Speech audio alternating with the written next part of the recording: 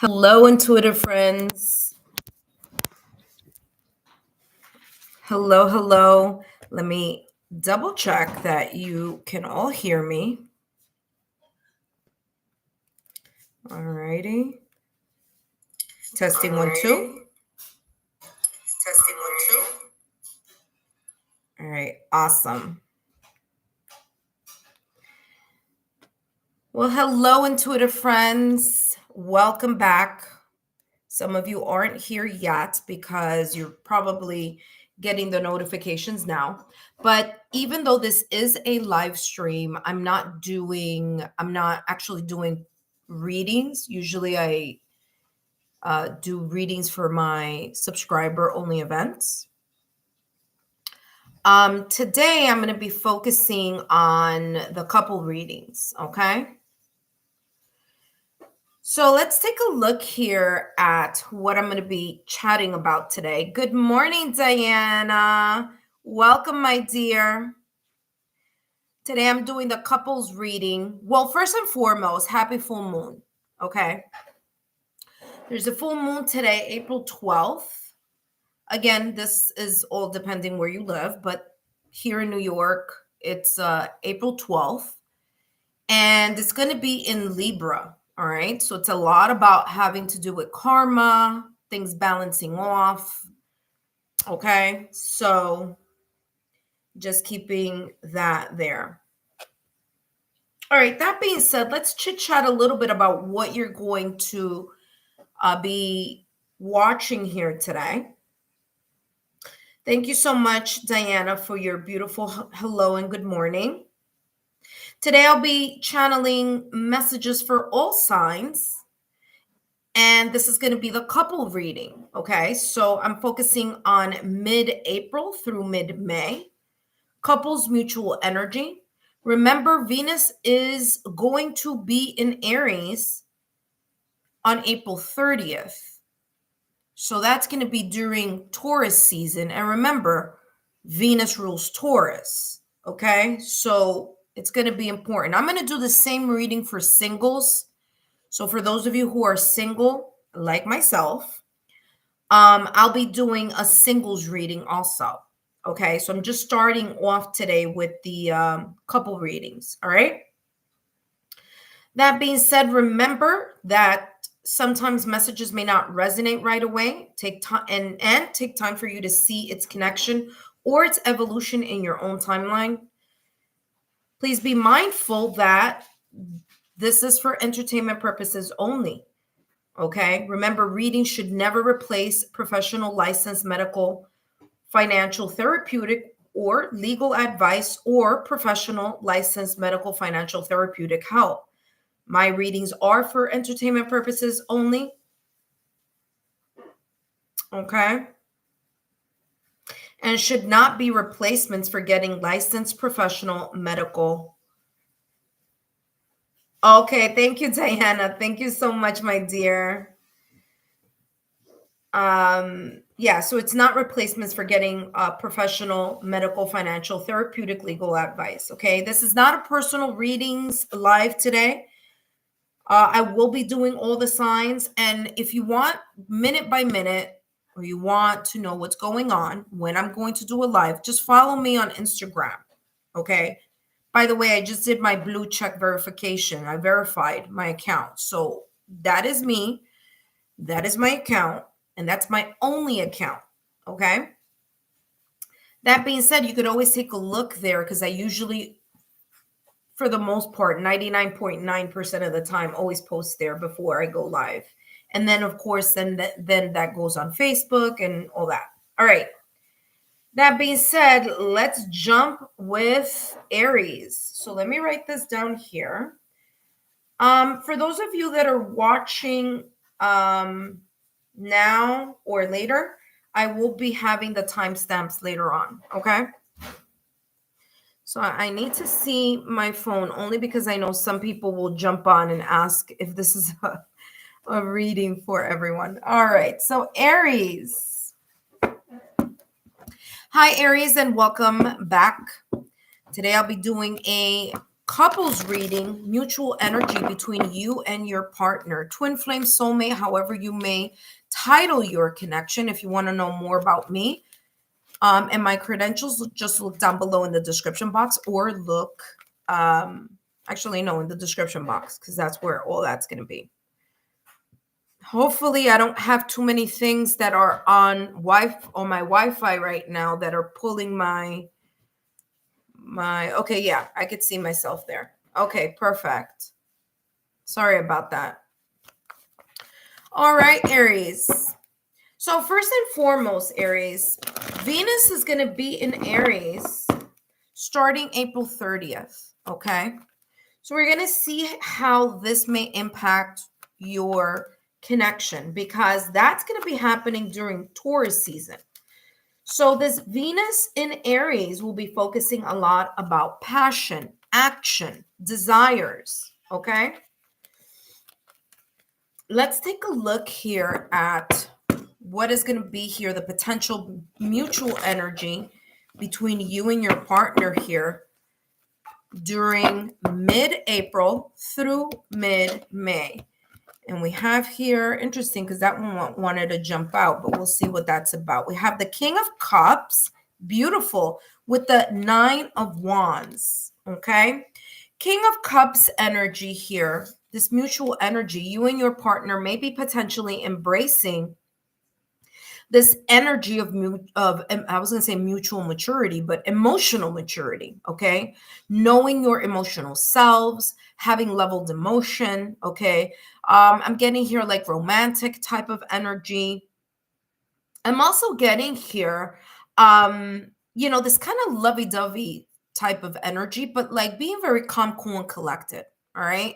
So I'm getting this energy of both of you being not only in this energy of emotional maturity, emotional intelligence, maybe at the forefront, but also moving or persevering in areas in your relationship mid-April through mid-May, where it could be a little bit sticky. There's going to be a lot of this kind of focus on perseverance, pushing forward, pushing through whatever obstacles, challenges, or blockages, or just life happening, for the both of you during that time frame, okay? Now, remember, Wands energy is fire energy, okay? Just like your sign, Aries, fire sign. Like I said, April 30th, and I'm going to talk a lot about April 30th, but remember, I am giving you the overall energy here from mid-April through mid-May. But the reason why I'm making an emphasis on April 30th is because Venus is going to be in your sign, Aries. So it's going to impact you. Okay. I feel here the bold action is that sense of perseverance here. Okay. Let's see what else. Look at that. Beautiful respect. Okay. Mutual energy here between the both of you. It's going to be respect. That's going to be strengthened here. I feel there's this more proactive energy in regards to expressing the needs, okay? Expressing your needs, expressing your partner, expressing their needs. So this expression of needs and desires may be at a heightened peak because of that Venus in Aries, okay? Fiery energy, being proactive, especially here with this 9 of Wands energy, persevering through any situations, circumstances, events, challenges, or obstacles, and being respectful of each other's needs, of what both of you may value. I'm feeling that will be strengthening the foundation here between the both of you, mid-April through mid-May. Let's see what else is coming through here for you, Aries, and your partner. And you have, look at that, holiday. Some of you may be thinking about or may be discussing during that moment in time, mid-April through mid-May, about enjoying time alone, private time, romantic time, going on dates, whether it's in the home or outside of the home. Some of you may be talking about traveling. So you may be thinking about that. I'm getting here road trips as well, right? The point is that there may be here this focus on change of scenery, all right? The change of scenery, spicing things up as well, okay? Wink, wink, you know what I'm talking about, Aries. Especially with Venus in your sign, hello, reignited passion, change of scenery, doing things a little different, adding some spice into the connection, okay? Let's see what else is coming through. Mid-April through mid-May. Mutual energy here between you and your partner, Aries. There's definitely here this energy of the deepening of a bond or the deepening of the bond between you and your partner. Now, remember, Venus in Aries will be happening during Taurus season, and Taurus is ruled by Venus. Now, by this point, you know, Venus is going to be direct and things are going to be flowing a little bit easier, okay? So, in a way, the stability that I'm feeling here is this kind of like Taurus energy as well, where the core or the focus of the connection is going to be spending quality time or enjoying the time that both of you create together, creating memories. You have here find harmony, remembering your worth. Rejection, self-sacrifice depletes essence, okay? So here the balance is going to be at a focus. Why am I saying that? Well, making sure that both of you are on the same wavelength in regards to how you are discussing these emotional sticky points, okay? Especially here with this Nine of Wands. Now, listen, the beautiful part of Aries, Venus in Aries is that proactive energy, right? But the other part of it, or the, I'm not going to say the downside, but the challenging side of it is remembering here that all that passion and all that fire and all that drive, all that Mars energy can also create a little bit of friction, especially when it comes, you know, when we're talking about arguments, about the power of the wills, so to speak, okay, with this Nine of Wands.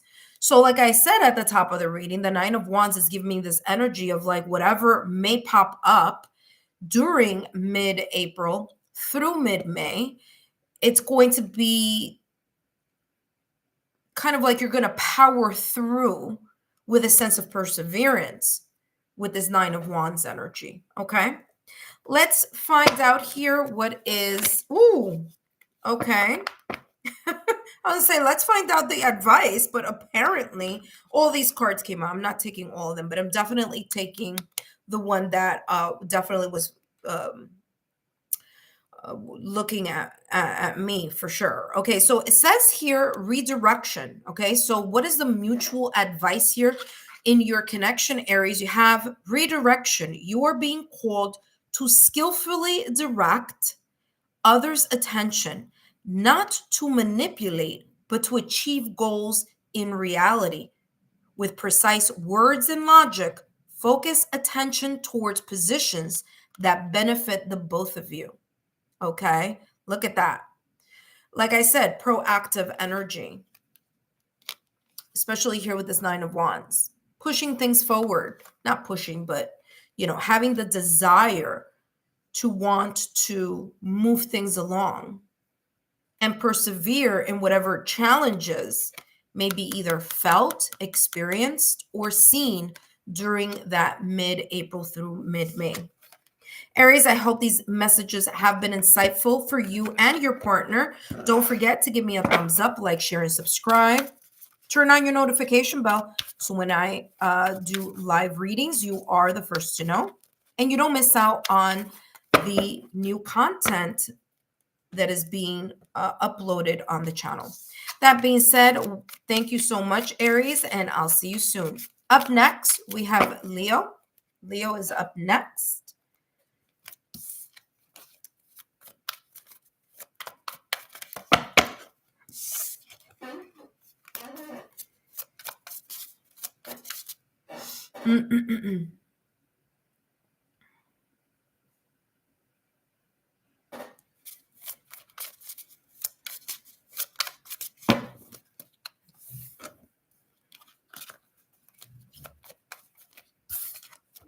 Whoops. All right, Leo, you are up next. Let me write Leo here for those of you that are watching live. All right. Hi, Leo. Welcome back. Whether you are a Leo sun, moon, rising, Venus, or however Leo may show up on your astrological natal chart, especially on placements that are focusing on love or relationships, such as the 5th house, 7th house, your Juno, your Venus, then these messages are important. Today, I'm going to be focusing on the mutual energy between you and your partner, especially with Venus in Aries, which that is going to occur on April 30th. Now, although Venus is going to enter Aries on April 30th, remember that is during Taurus season, and Taurus is ruled by Venus. So there is that sense of two things in a way happening at the same time. Venus being comfortable in its home base, which is Taurus. It's also Libra as well, but it's going to be Taurus season by that time. So there's lots here to chat about today. Okay, Leo?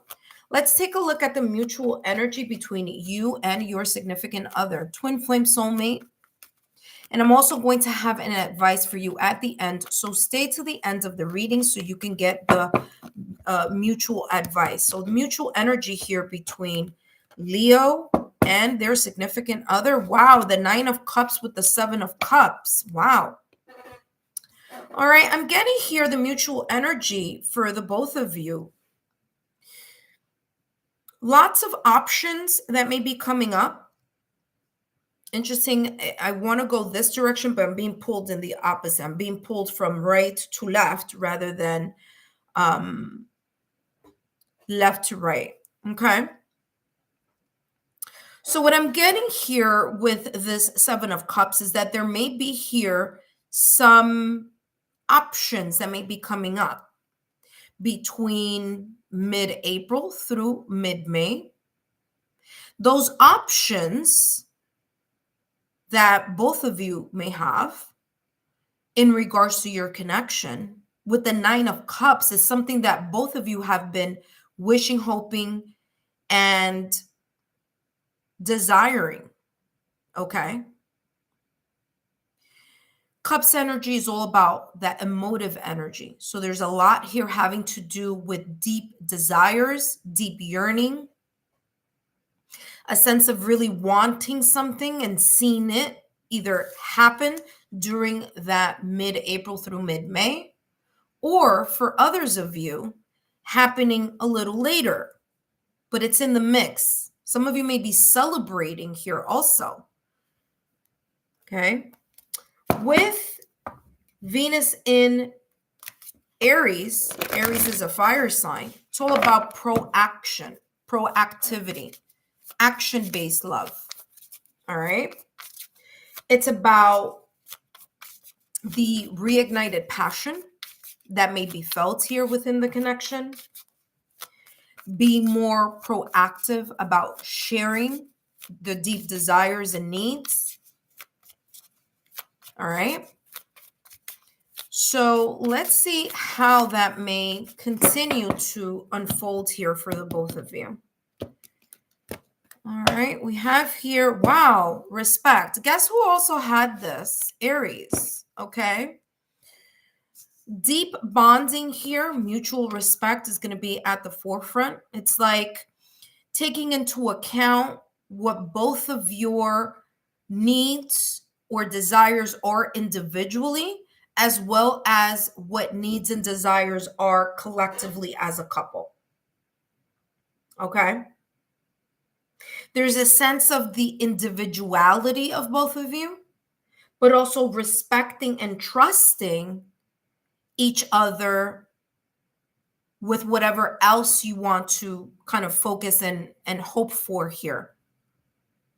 I feel that the desires may be very much connected to these options. It's as if both of you are going to, especially if this is happening individually here, okay? If this is happening individually, if there is some like multiple opportunities or an opportunity that may come up here individually, is as if the person who got that or who's receiving those multiple opportunities or an opportunity is going to share it with their partner. And it's this mutual connection of, okay, so, what should we do? Not so much what should I do, or even if it's like, what should I do? There's this kind of like taking your partner into account or your partner taking you into account, because this may be something that has been wished for personally, individually. Okay. And so what I'm getting here with this mutual energy is being able to express those desires, being able to express, what you truly, authentically, genuinely are wishing, hoping, and desiring, and being honest with the either opportunity or opportunities that may be opening up between mid-April through mid-May. Again, remember, that is just a loose timeline there. You can see this maybe a little later as well. Let's see what else is coming through here for you, Leo, and your partner. You have, look at that, free yourself. It says it's time to take back control of your life, and your life meaning both of you. Okay, this is not a individual reading. This is a mutual connection between you and your partner. So there may be, like I said, and this is just validation confirmation, something that may be occurring, maybe a thought, maybe again an opportunity, maybe an idea, a creative idea. Whatever this is something that has been desired, has been, called for, it's been prayed for, or it's been kind of like wished for. And some of you, it's going to be like running around in the mind first, okay? And then there's this energy where there's this proactive energy here with Venus and Aries, where you're going to, either you or your partner, you're going to allow yourselves to express it, to talk about it. What are those options, or what are those things that you have been thinking about in the back of your mind? This kind of like what if scenarios or situations, talking about, well, what if this happened? What if, what now, so deeply discussing that, because there's this focus here on realizing that, or just, a reminder that whatever happens in one person's life will be impacting the other. So there's this kind of deep respect here on having that awareness here and taking each other into account. Okay.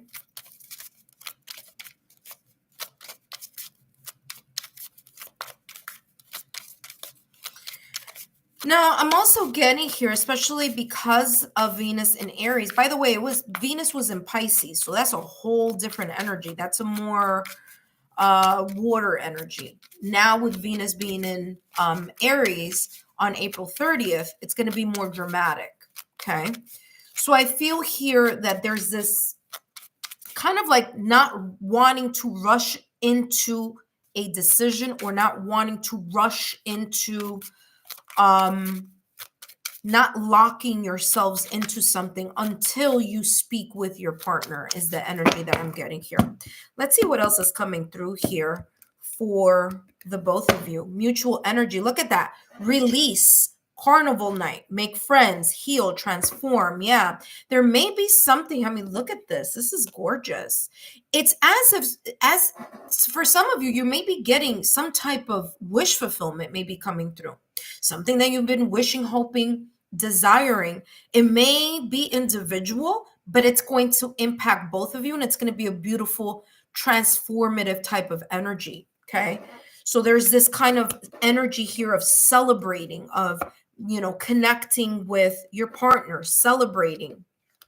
All right, happiness here. Finally, something has come through, whether this is something having to do with fill in the blank, whether it's like a house, an apartment, buying a car together, going on a trip, a promotion, increase,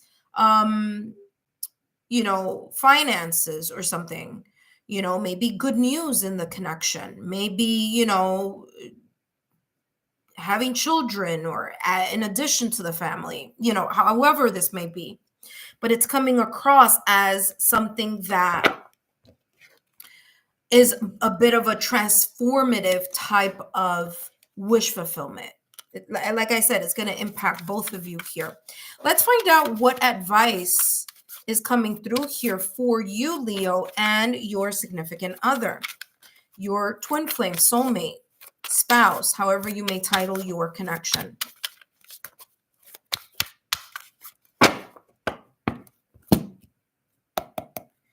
So the mutual advice is, listen, Leo, whatever this is beautiful energy. This is blessing and blessing and blessing. There's going to be something coming up here for either one of you or both of you. But again, it's going to impact both of you. It's going to feel really good. It's going to be some sense of accomplishment here. Literally 1, 2, 3 cards saying the same thing. This is your advice. It says, cross it over. You often lose motivation halfway and begin doubting yourselves. That's both of you. Break this inner cycle like finishing a marathon. Take the final steps, cross the self-imposed finish line, and feel the victory within. So listen carefully. This could be something that you feel internally. Okay, with the cups energy, like I said, that's all about emotions. Or this could be something that will happen externally, meaning it's gonna, like, whatever this is external, but it's going to make both of you feel really good. Okay, so this could be something either way. Either way, this is a gorgeous energy here for the both of you, Leo. I hope you've felt that these messages have been insightful here for you. Don't forget to give me a thumbs up, like, share, subscribe, give a comment down below. Let us know how these messages may resonate for you and your partner between mid-April through mid-May. Thank you so much, Leo. Up next, we have Sagittarius. Okay, now I can take a look here on my phone. Sasha M. Lexa, did you get my emails? Sasha, I don't know. I haven't checked it yet. I checked a message, but it didn't say Sasha on it. So I wonder if that was you. All right. All righty. I'll be checking right after the live to see what you may be talking about. All right. So if you use a different name on your YouTube, like to get on YouTube, and then you have a different name on your email, that could confuse me. So if you sent it, just write Sasha at the bottom so I know it's you. If you have a different email account, like if you have something totally different name on your email account, okay? All right. Up next, we have Sagittarius. My squeaky chair. Oh my gosh. I don't know if you guys can hear the squeakiness, but I'm here writing Sagittarius. Hi, Hi, Sagittarius, and welcome back to my channel. Whether you are a Sagittarius, Sun, Moon, Rising, Venus, or however Sagittarius may show up on your astrological natal chart or in areas on your astrological natal chart, such as houses that focus on love and connections, such as your fifth house, your seventh house, or other placements on your astrological natal chart, such as your Venus or your Juno, then these messages are for you and your significant other. Okay. Twin flame, soulmate, partner, spouse, however you may title your connection. And today I'm going to be channeling messages focusing on how Venus in Aries, which will be occurring on April 30th during Taurus season. And as you know, Taurus is ruled by Venus. So again, interesting energies there, positive ones there though. How that may impact your connection, how it may influence your connection. Okay, now remember, Aries is a fire sign. It's ruled by Mars. So this Venus in Aries is going to be fiery. Okay, so it's all about that bold action, about passion, about fire. Look at that. You have the Two of Wands coming out here for you and your partner. So let's see how that energy, you may be seeing it on that. And you have, wow, the Empress. Listen. There could be extra additional family members here. Pregnancy. Okay, so pregnancy, fertile time here for you Sagittarius and your partner. So just keep that awareness. Okay, again, this is a general reading. This may not be for for the same message for everyone, but there may be some of you here that may be happening or occurring. Others of you may be talking about, maybe waiting for the right time for that fertility blessing. Okay, so first and foremost, we have here the Two of Wands, and the Two of Wands energy is that of kind of like a holding pattern. That's how I like to kind of like explain the energy that the Two of Wands resonates within me. Okay, it's this kind of holding pattern. It's waiting for something to happen, kind of like planning, the pre-planning stages, kind of looking at where you're moving things around or how you're planning something. You're getting ready for something. It's like, like when you do a party, it's like you go into the store, getting the, the decorations. It's, it's the preparation of something. And some of you may be together as a couple preparing in, mid-April through mid-May, preparing for an expansion. Okay, there may be an expansion happening here. Now remember, Empress or the Empress, okay, energy in tarot is ruled by Venus. So this is beautiful for you, for the both of you, because you're a fire sign, Sagittarius, Wands energy, and then Venus is going to be in Aries, which is your fire sign person connection there. Okay, your ally, so to speak, in the fire element. So again, this Empress energy is an abundant phase. There could be here a slow growth, all right? Something happening, evolving, growing slowly that you are preparing to nurture, or that you're taking all the resources and doing the planning so that you are allowing it to create a momentum. So there's a productive stage that's coming in here for you and your partner. Okay, Sagittarius, focusing on something within your connection. Now remember, Venus focuses or influences on love. Okay, so that could be here, adding more effort, more passion, especially with the fact that it's Wands energy, that's fire energy, being more proactive, planning something, planning those, intimate moments, or planning to spice things up, whether it's, date night, whether that's in the home or outside of the home, or spicing things up in regards to the way that you show your love language to each other. Okay. But the Empress energy in tarot is a very beautiful energy. Remember, Venus rules Taurus and Libra. So it's about partnership, because both Taurus and Libra value partnership. They value the connection. So there could be here this energy, this mutual energy between you and your partner here, Sagittarius, that it's about nurturing the connection. It's about adding more passion, creating more moments where you are expressing the desires, the passion. Okay. Let's see what else is coming through here for you and your partner. And you have here regret. Now, for some of you here, there could be here a situation.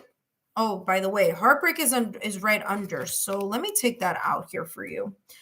There could be something. There could be a situation, circumstance, or event here within mid-April through mid-May. Makes sense, because remember that I was talking about the planning stage. There could be here a sense of regrouping something, focusing something, re-strategizing here on how to lessen here the impact of a situation, circumstance, or event that may be happening here within your connection, whether that's external or internally. Okay. So makes sense, especially with that Two of Wands energy, right? That I was talking about, planning, recuperating, focusing more on the connection for sure. All right, let's see what else is coming through for you, Sagittarius, and your partner mid-April through mid-May.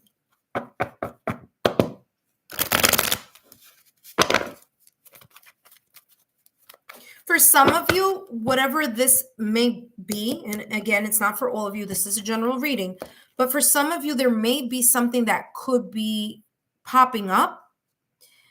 And there's a sense here of reconciliation, taking the time to reflect on something that, you know, was maybe misspoken or missaid here, especially with the fact that Aries is an energy of boldness. It's an energy that, yes, it's passionate, it's fiery, but the challenges of it is impulsivity, it's impatience, it's rushing to judgment, it's heated arguments, right? So there could be here the sense of, you know, bringing something back together, planning on how to restore or fix or mend this. That may take some time here. Okay. Now listen, the Empress is a beautiful positive card. So whatever is going on here, there is a sense here of being able to mend, fix, repair, whatever this may be. But it's going to take some time here. It's going to take nurturing. It's going to take compassion. It's going to take time in order to make it better. Okay. You have here attraction, signs and clues at the end.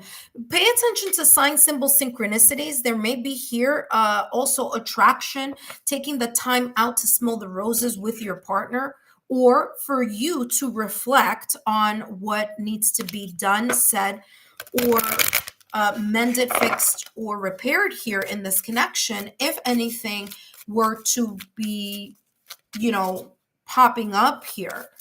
All right, between mid-April and mid-May. So I'm getting here, taking time to smell the roses, whether that's together or that's apart. And what does that mean? Taking a bit of a backseat sometimes, especially if there are moments here where there, you know, you may lose your temper, okay, or your partner may lose their temper. So, you know, taking a step back here, so to speak. All right, let's see what else is coming through. And then, of course, after this one, I'm going to give you, after this deck, I'll talk about your, exactly what I just said. Wow. Validation, confirmation. It says meditate, awareness. What did I just say? Taking a break. Okay. Especially if you're in the middle of a heated argument, or there's this kind of like, you know, the power of the wills happening here within the connection, potentially between mid-April through mid-May. Here it says regret and heartbreak. So yeah, you know, just keeping that awareness in mind where you may need to take a time out. Two of Wands. Okay, Two of Wands energy, planning, taking a moment, stepping back, and then repairing whatever that may be with time, nurturing, compassion. Okay, talk about validation, confirmation here. Okay, it says expand consciousness, open your senses, awaken the dormant wisdom. Okay, reflection is going to be important here as well. Mutual energy here for the both of you, mid-April through mid-May. Let's find out what the mutual advice here is. What is the mutual advice here for Sagittarius and their partner, mid-April through mid-May?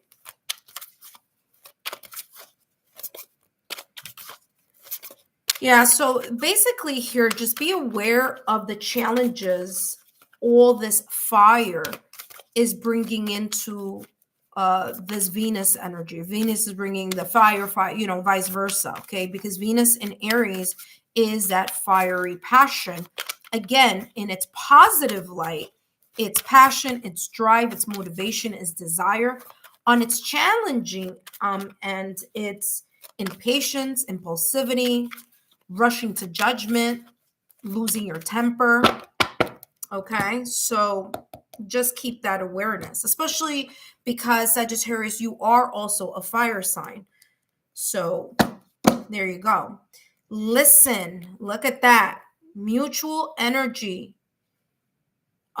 here. I'm sorry, not mutual energy, mutual advice here for the both of you. Okay.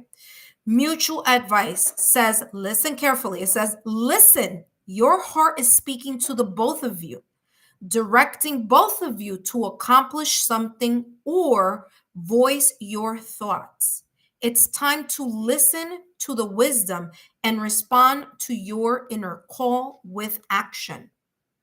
Exactly what I was talking about.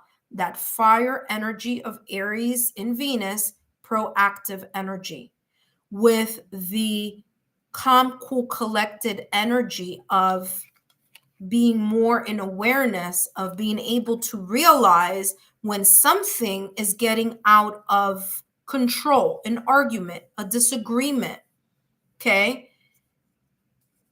Because it could lead to regret, it could lead to some sense of heartbreak here. So your mutual advice is giving you already the tools, the resources here on what to keep in the back of your mind when we hit mid-April through mid-May. So you can re-strategize here and just keep that awareness. Sagittarius, I hope these messages have been insightful. Don't forget to give me a thumbs up, like, share, subscribe, and I'll see you soon. Up next, we have Taurus. And now I can take a look here at my phone here and see Sasha M. It's Eve. Oh, yes. Okay, Eve, yes. I actually answered your email. I've been super busy this week. It's been, you know, it's a good busy, okay? So I've been super busy this week and I haven't read your response if you responded after what I sent. So as soon as I get off of this reading, I'll take a quick look and then I'll answer that email. Okay, Sasha? Thank you so much. All right.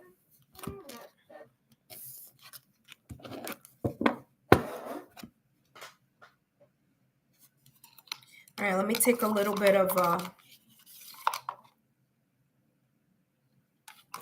break here. And let's jump into our next sign. Welcome, Earth signs.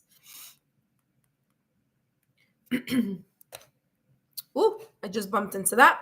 Hi, Taurus, and welcome back to my channel. Whether you are a Taurus Sun, Moon, Rising, Venus, or however Taurus may show up on your astrological natal chart. Whether you have Taurus in your 5th house, 7th house, focusing on love, relationships, and connections, or whether it's your Venus, or whether Taurus is your Juno, these messages are both for you, Taurus, and your significant other, twin flame, soulmate, partner, spouse, however you may title your connection. Okay.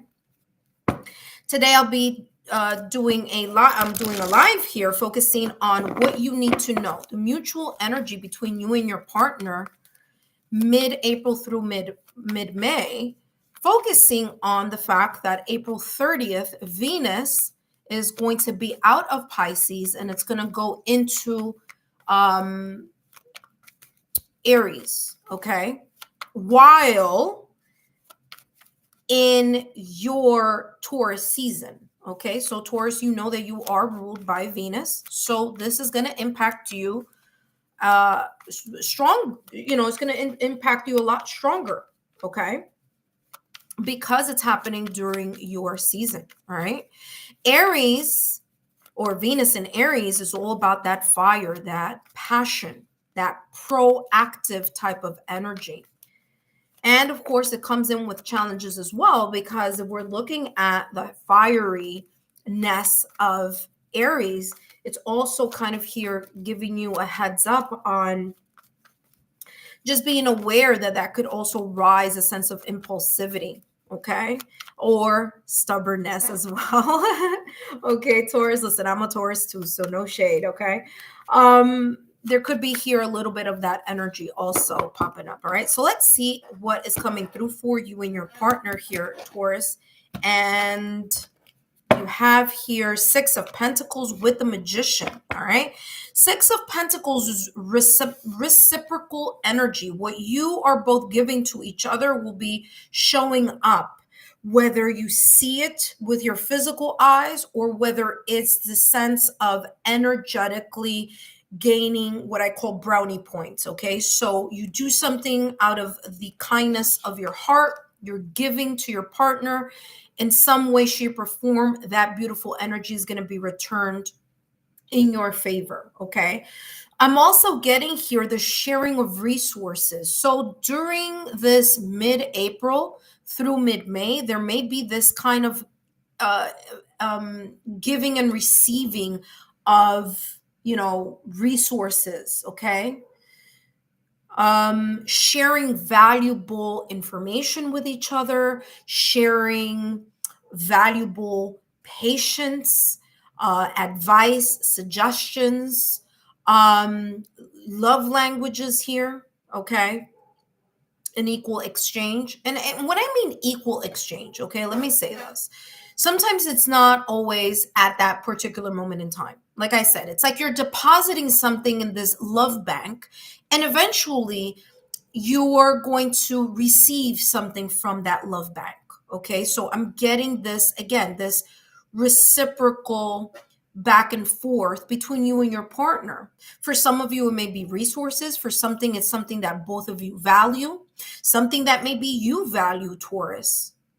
Your partner may be in some way, shape, or form giving to you, and what you may and what your partner may value, you may be giving to them. And again, that value is different because we're all individuals, we're all different. So what you may value, Taurus, may not be exactly what your partner values, but your partner is aware that they love you and that they want to give, right? And so then there's that kind of, okay, here, I know Taurus is going to love that. Same thing with you, Taurus. What you may value, what you may like, may not be exactly what your partner values and likes, but you love your partner. And so you do that reciprocal energy, like I said, from that love bank.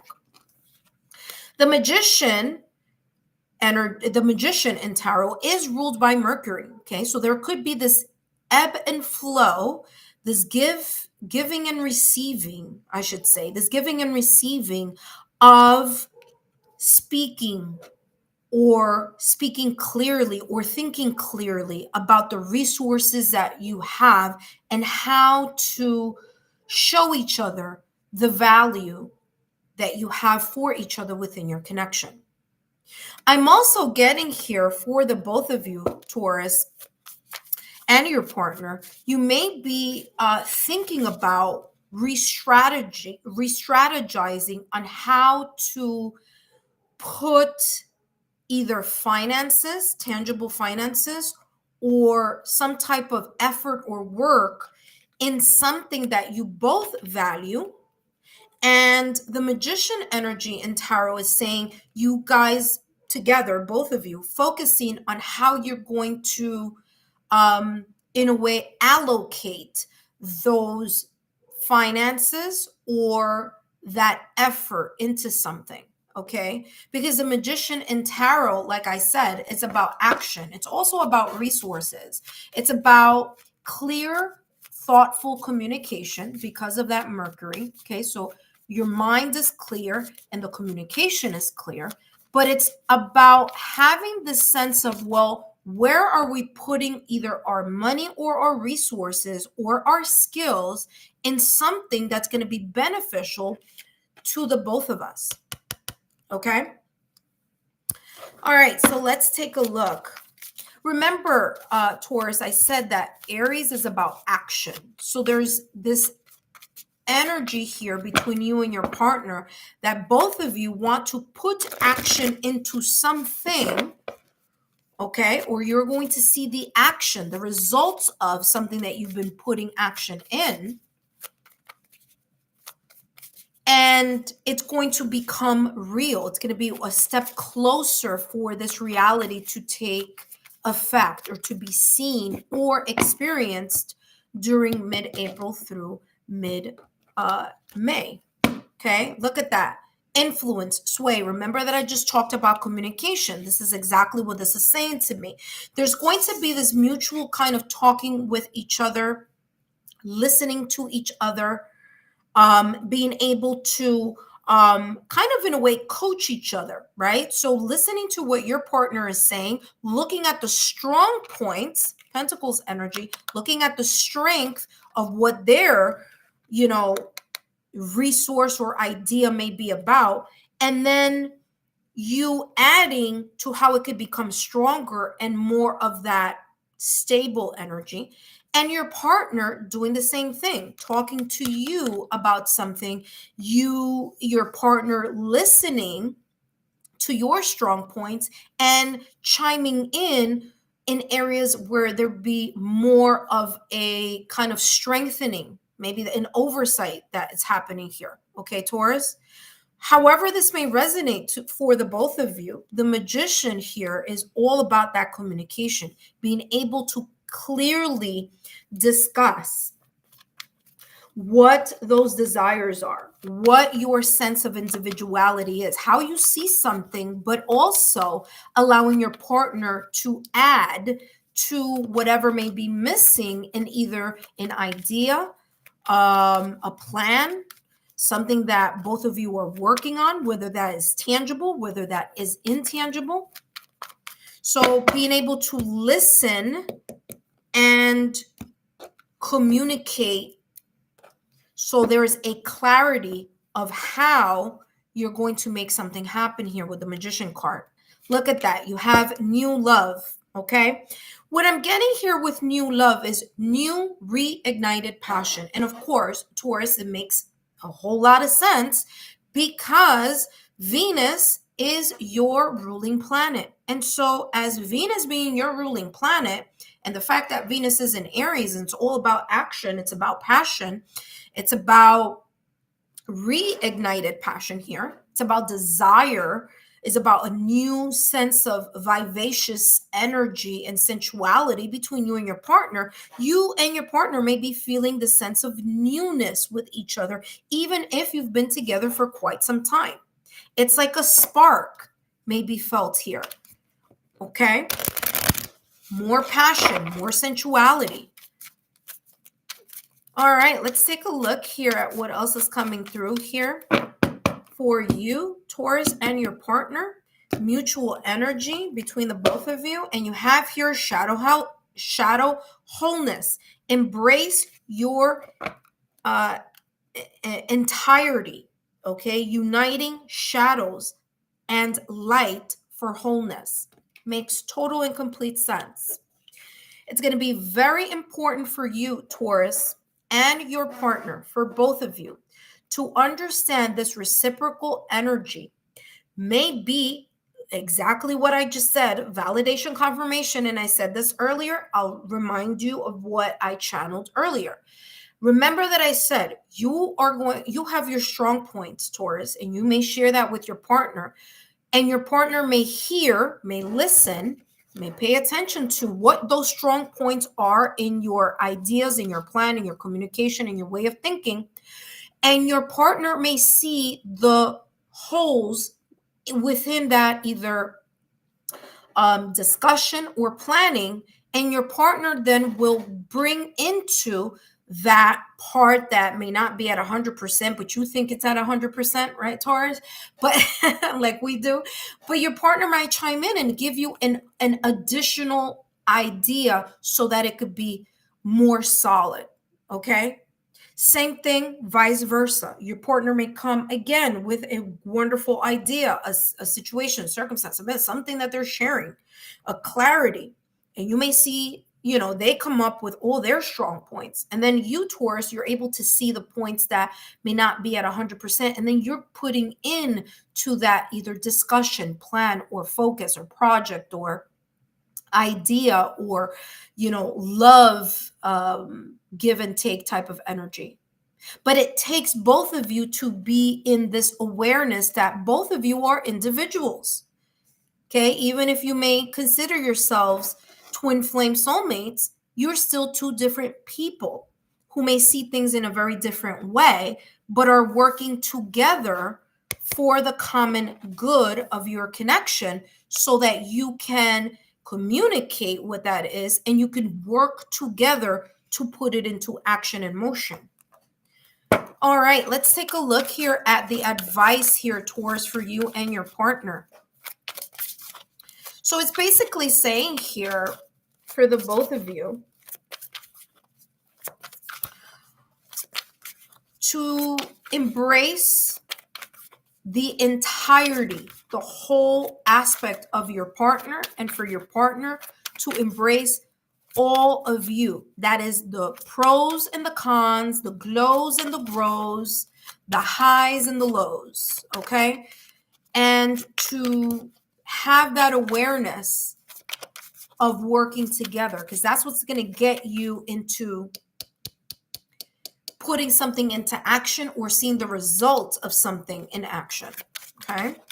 All right, let's take a look at your advice, Taurus, and your partner. And you have here, speak up. I mean, I don't know. It's like I'm psychic or something, huh? I just said that. We just talked about it. Mercury, okay? Communication, clear-minded focus. The Magician in Tarot, okay, is ruled by Mercury. It's all about communication and clear-minded speaking. Also, influence, sway. What did I say about this? Being able to listen to each other, okay? Listen to each other's needs and listen to each other's opinions, because both of you are going to have valuable insights that are going to help something strengthen here, okay? For some of you, this is going to be a new technique or a new way of looking at how you're going to work together between mid-April and mid-May. So there you have it. All right, let's listen to what this says here. It says mutual advice is speak up. Taurus and your partner. Repressed truths will weigh heavily on your heart. Now is the time to release those unsaid words and set your soul free, allowing yourselves to experience lightness and happiness again. Okay? So whatever may have been weighing, or whatever may be weighing on your shoulders or in your heart or in your mind, it's going to be an important element here for both of you to speak about it and to embrace it, even if it's, not all that positive. Working together will create a sense of stability, and it's going to help you both be able to overcome whatever this may be. But communication is going to be key. Taurus, I hope these messages have been insightful. Don't forget to give me a thumbs up, like, share, subscribe. Thank you so much for all the love, the loyalty, and the support. And I'll talk to you soon. All right. Up next, we have Virgo. Virgo is up next.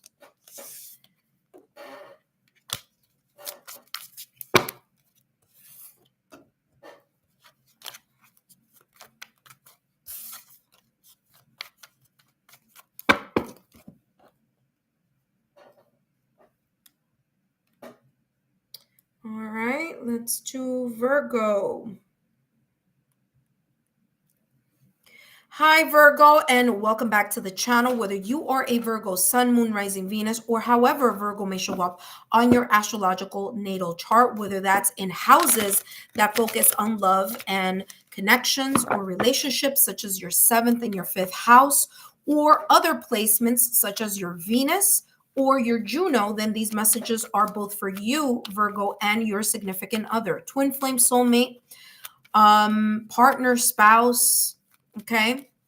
However you may title your connection. And today, Virgo, I'm going to be channeling messages focusing on the mutual energies between you, Virgo, and your significant other. Now, this is going to be very important because on April 30th, okay, Venus is going to get out of Pisces and it's going to go into Aries, okay, fire energy, okay, while, listen carefully, while being in Taurus season.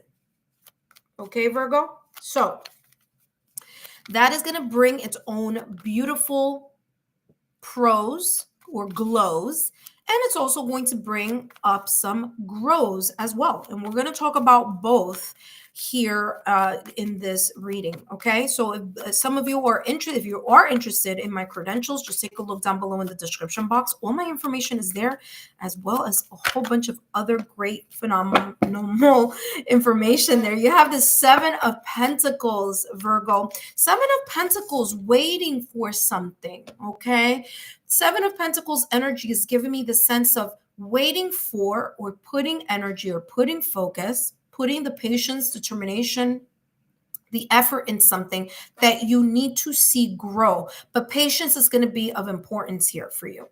Okay, it's going to be important for both of you to have the same outlook on what that goal may be. Okay, so we have 2 individuals here. One is pregnant. The other one is, of course, partner, supportive here. Don't worry about, this is not about gender. This is about the energy of 2 people waiting for something of high value, and both are on board with whatever this may be, okay, for you in your connection, whatever that may be. You're both waiting for this to either show up in your reality, because Pentacles energy is about that 3D world, the reality, or to see the results of something. Okay, so 7 of Pentacles here is saying have the patience to continue to pour into whatever that is. Okay, because this person who is pregnant still is nurturing that child that will be in this crib, right, along with their partner. So there's this energy here of still, you know, kind of awaiting for the ta-da moment, but still nurturing the present, giving, nurturing, adding to, being patient. Okay. All right, let's see what else is coming through as a mutual energy here between you and your significant other. And you have the King of Wands. Wow. Listen, Virgo, that's a lot of fire here. Okay. King of Wands energy. Fire. Passion. Okay. Reignited passion here for some of you. What I'm also getting here with this King of Wands energy is both of you having that go-getter mindset. The ability to see the common goal, the ability to have the passion, the drive, the passion, the drive, and I'm getting Mars energy here. So the fire, the desire, the creativity, the ways to get around something so that you can get to that goal, or continue to embrace the beautiful rewards or blessing from that, from those goals. Okay. Both of you being in this King of Wands mindset, okay, or energy. Not only is it increased passion that I'm getting here, But I'm also getting here, keeping the eye on the prize. So whatever that prize is, or that you've been working on together as a couple, it's you going for it, or you claiming it, or you being at the peak of that success of it, because there's a sense of mastery here. And for some of you, this may be talking about the ability for both of you to keep working on something will result in you being on top, being at the peak of the mastery of whatever this may be. So seeing the rewards. Oh, I'm sorry, it's not this deck, it's this deck. Seeing the rewards, seeing the passion, seeing what you've been putting into, slowly building. All right, let's see what else is coming through for the mutual energy between you and your significant other, twin flame, soulmate, partner, spouse, however you may title your connection. Well, listen, with the King of Wands, that's a lot of fiery energy. Sensuality at its peak, especially because it's going to be Taurus season by that time, right?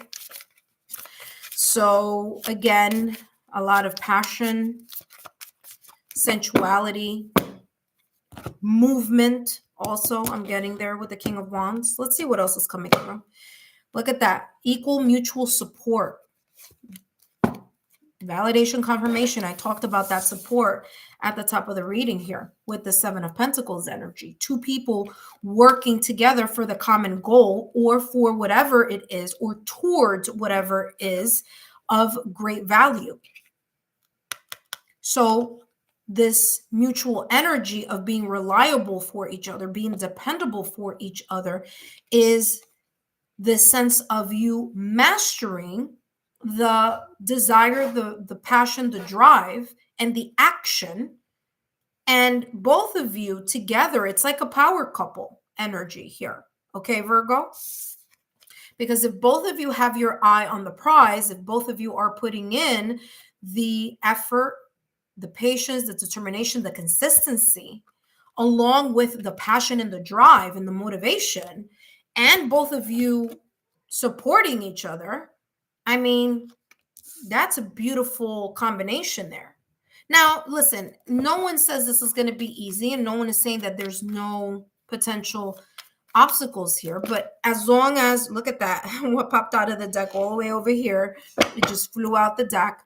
But it's definitely here giving more glows type of energy than grow type of energy. You know what I mean?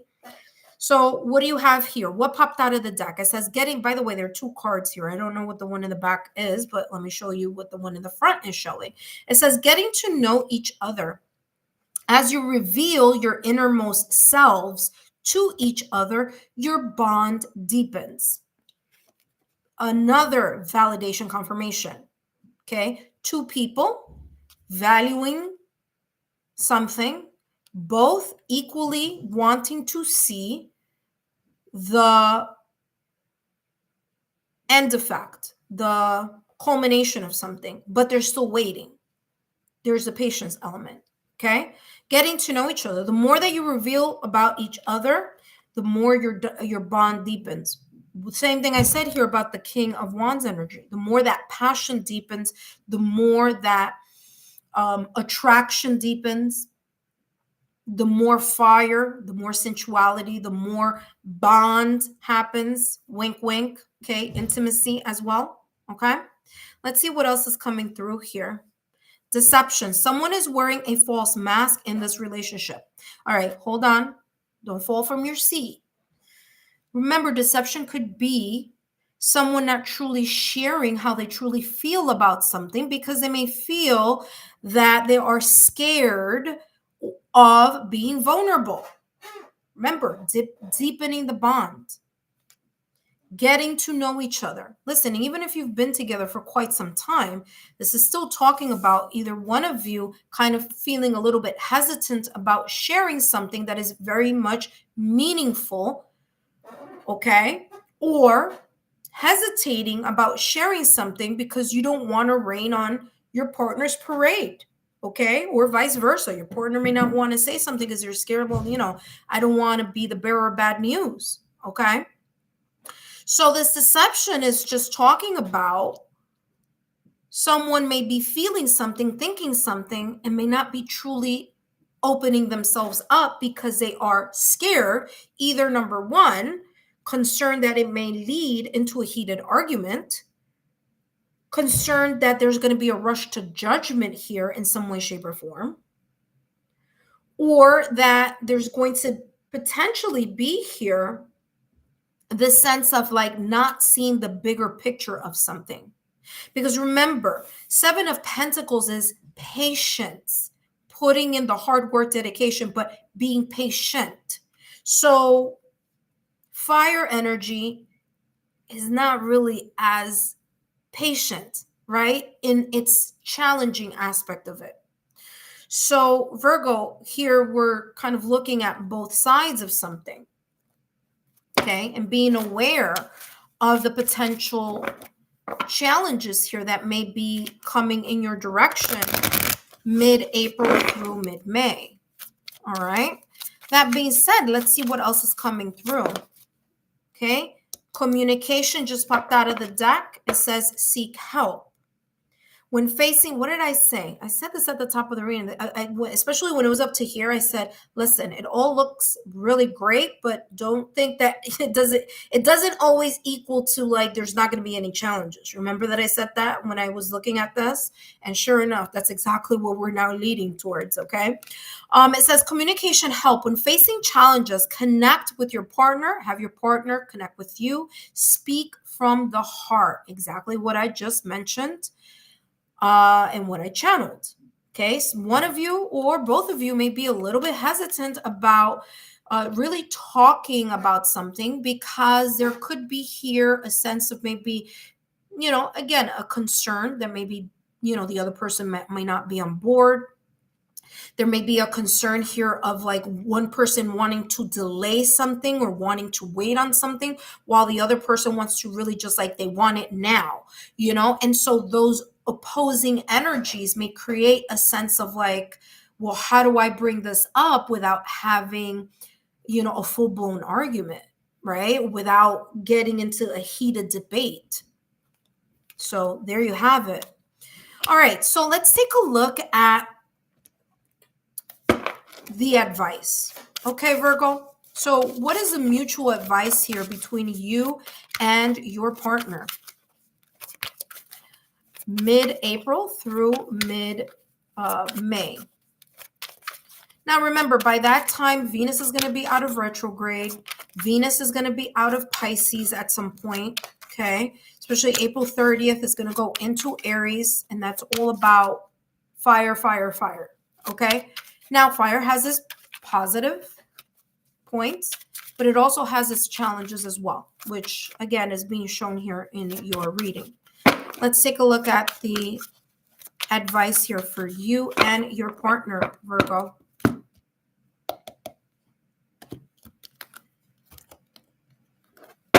You both have, wow. I want to say Taurus had the same card come out for them. So maybe some of you may be dealing with a Taurus or, you know, doesn't have to be. But it could be maybe in their moon, in their rising, in their Venus, in their Juno, 7th or 5th house. Okay, just throwing it out there. But here, Virgo, you and your partner have the following. It says, your hearts are speaking to you, directing you to accomplish something or to voice your thoughts.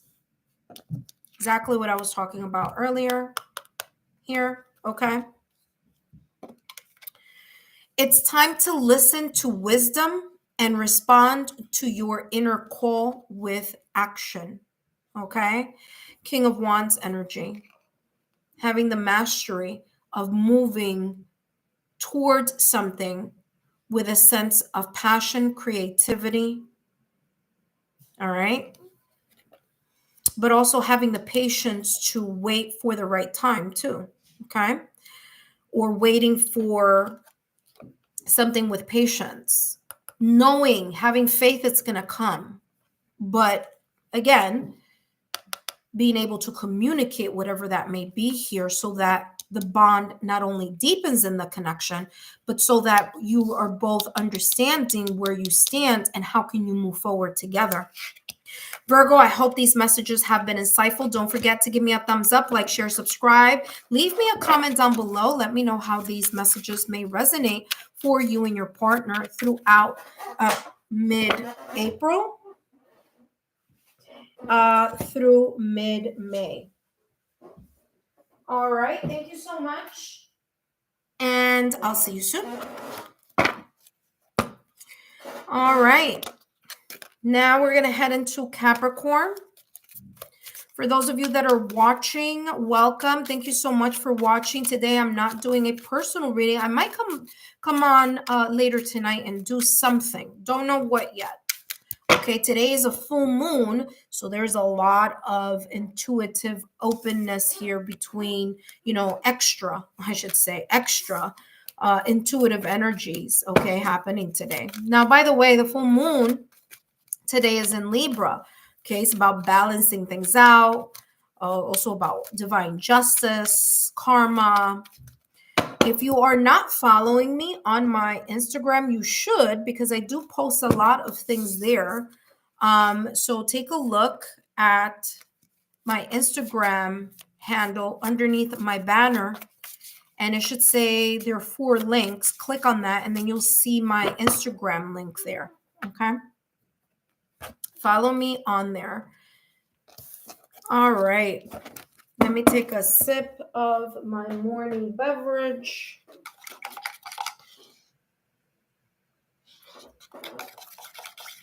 Which, by the way, it's turmeric. It's like a turmeric latte.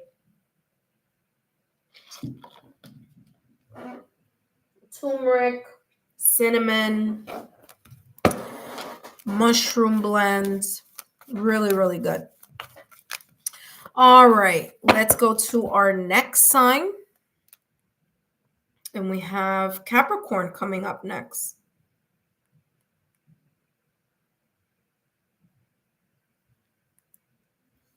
Hello, Capricorn, and welcome. Whether you are a Capricorn, Sun, Moon, Rising, Venus, or however Capricorn may show up on your astrological natal chart, such as in houses that focus on love and connections, such as your 7th and 5th house, or other placements, such as your Venus or your Juno, then these messages are both for you, Capricorn, and your significant other. Twin flame, soulmate, partner, connection, spouse, however you may title your connection. Today, Capricorn, I'm going to be channeling messages focusing on the mutual energy between you and your partner for mid-April through mid-May. Okay. Now, just giving you a heads up that Venus is leaving Pisces and it's entering Aries. So Venus is going to be in Aries starting April 30th. So that's going to bring some dramatic changes. It's going from a water sign into a fire sign. All right. We're going to talk about how that may influence your connection, for or during that month. Now, here's the kicker, the additional information. Venus is going in Aries on April 30th, while Venus is going to be in its beautiful station of Taurus. So it's going to be Taurus season, although Venus is going to be in Aries, okay? So lots is coming out for all of you here.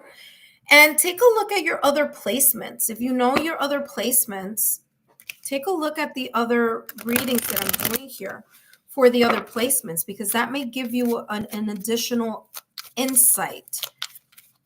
All right. All right, let's take a look, and please stay all the way to the end of the reading because I'm also going to have a mutual advice.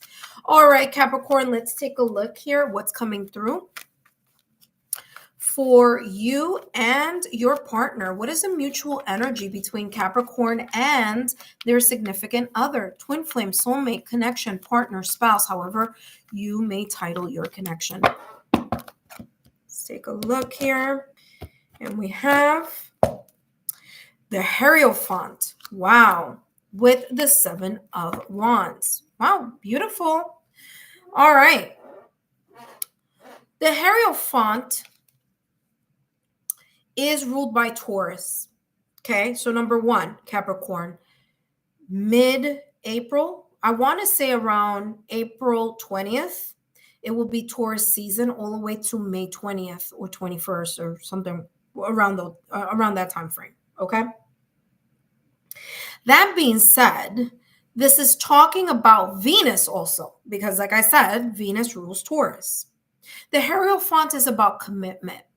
It's about the committed aspect of your connection, the commitment between each other. It doesn't have to talk about marriage. However, it is known to be a marriage card. So there could be here the strengthening of your commitment with one another, whether that is your commitment in your marriage, whether that is the commitment between you and your partner, as in, I am with you, you are with me, however that may show up for you, okay?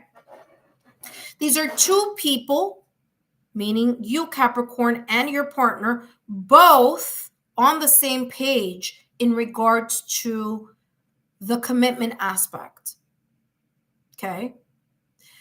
This is also about your belief system.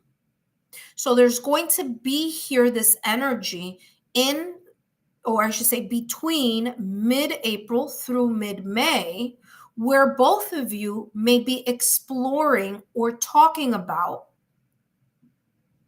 your values, your belief systems, your ways that you can self-improve through your belief systems, how you can self-improve your connection by committing to fill in the blank, whatever changes you feel that need to be made, whatever you feel needs to be enhanced, whatever you feel that needs to be strengthened.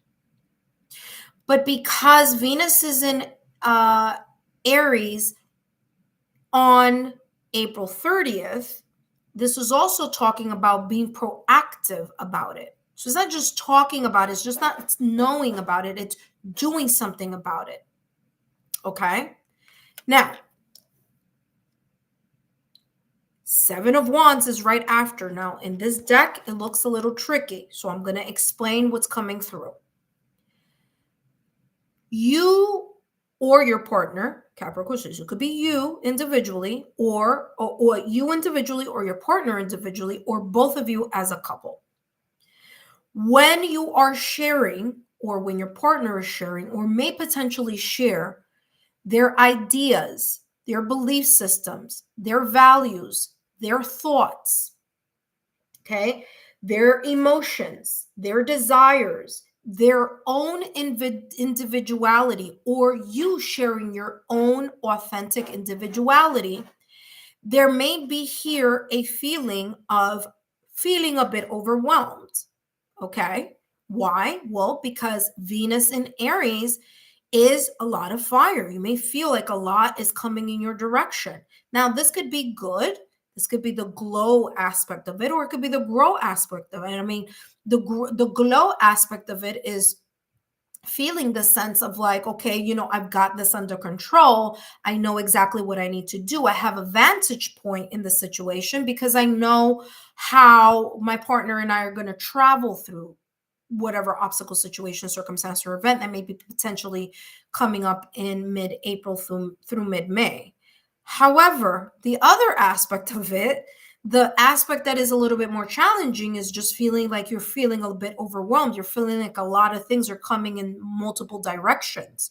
It could be just, you know, different ideas or different emotions, or just, you know, your ideals colliding with your partner's ideals and feeling a bit overwhelmed, like the illustration here on the 7 of Wands. So again, that may be in a different way because this is a general reading. So there could be here just an awareness of that energy. Remember, 7 of Wands, Wands energy is fire. So there could be here maybe discussions, feeling a little bit extra defensive if a discussion or a conversation may be going in a different direction, feeling a little bit overwhelmed by either the ideas, the creative ideas that both of you are coming up with, or that maybe one of you is sharing with the other. It's like, wow, it's just like fast paced, or feeling like things are moving a little bit too quickly here as well. Okay. Let's take a look here at what else is coming through. I'm also getting here, especially with the Hierophant, especially in this deck, it's about learning also.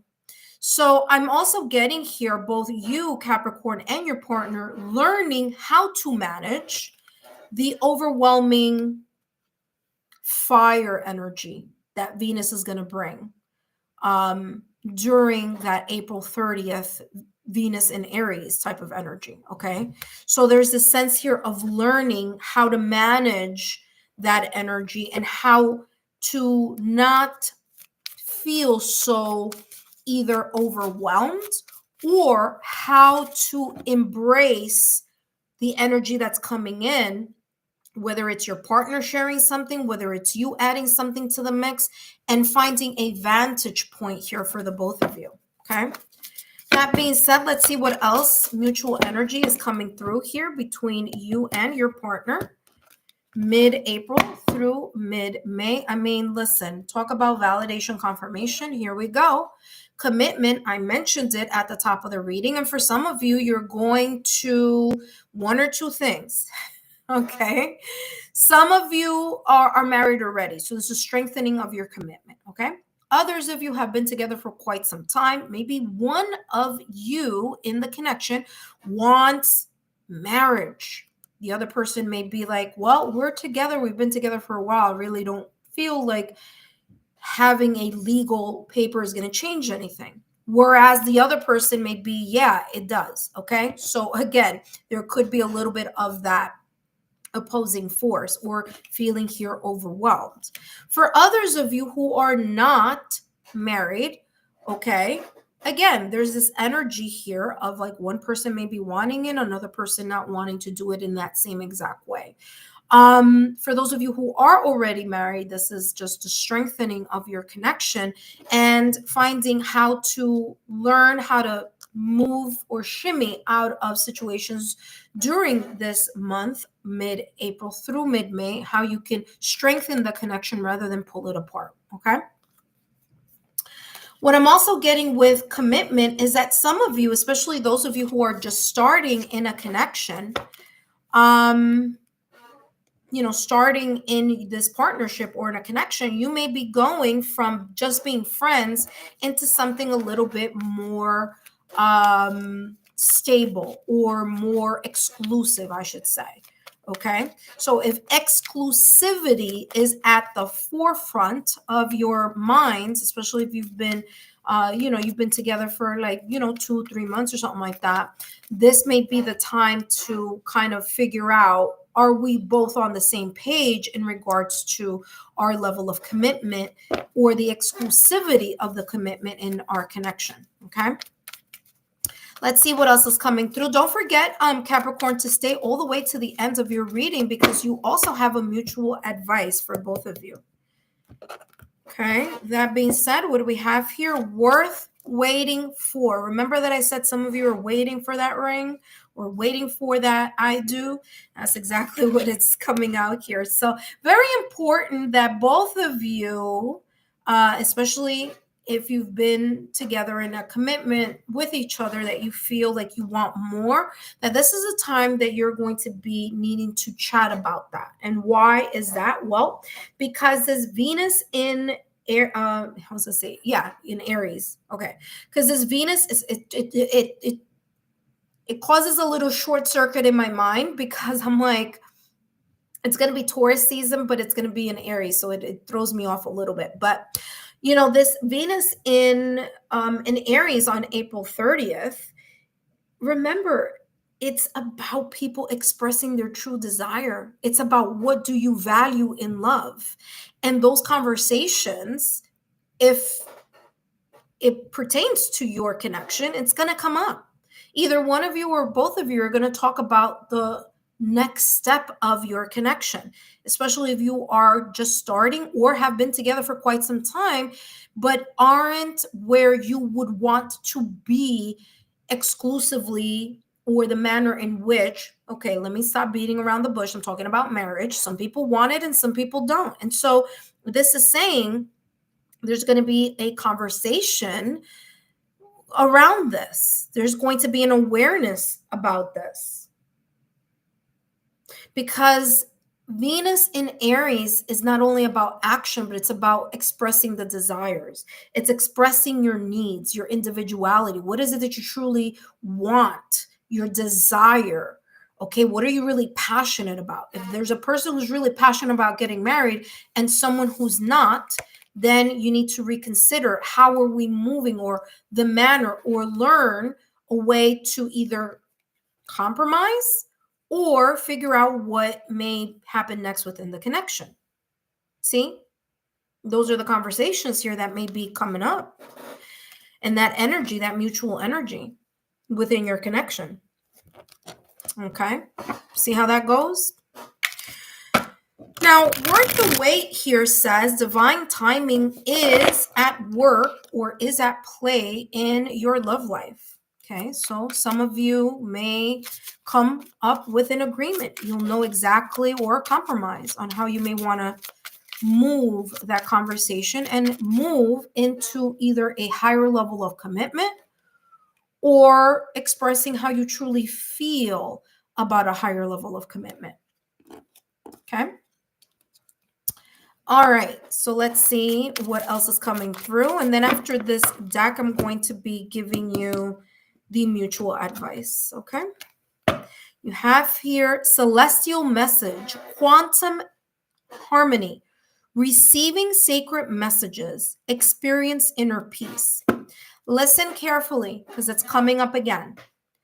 Whatever conversations revolving commitment need to be had, need to be discussed, need to be aired, need to have a little check-in. It's going to be important for both of you to be able to do that with each other. Where are we and where are we headed?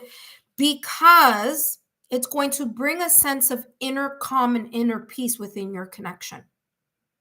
It's going to be figuring something out that for some of you, not all of you, some of you, it's been overwhelming to figure out, because you may not be ready. Some of you are ready and you're both equally ready. And there's this kind of like, we need to talk about what we plan to do or how we plan to navigate our relationship or continue to navigate our relationship, and making sure that our value system and our values are at an even keel, even if you've been together for a long time. Because you grow with time. Things change over time. Adjustments need to be made in a connection over time, especially if you've been together 20 years, 15 years, 17 years, 30 years. It's not the same as if you've been together at the honeymoon phase, right, of the connection. First year, second year, 3 months in the connection, 6 months in the connection, very different. Okay. So again, an awareness here of that inner peace, having to talk about whatever or discuss whatever is pulling at your heartstrings. All right, let's take a look here at what else is coming through.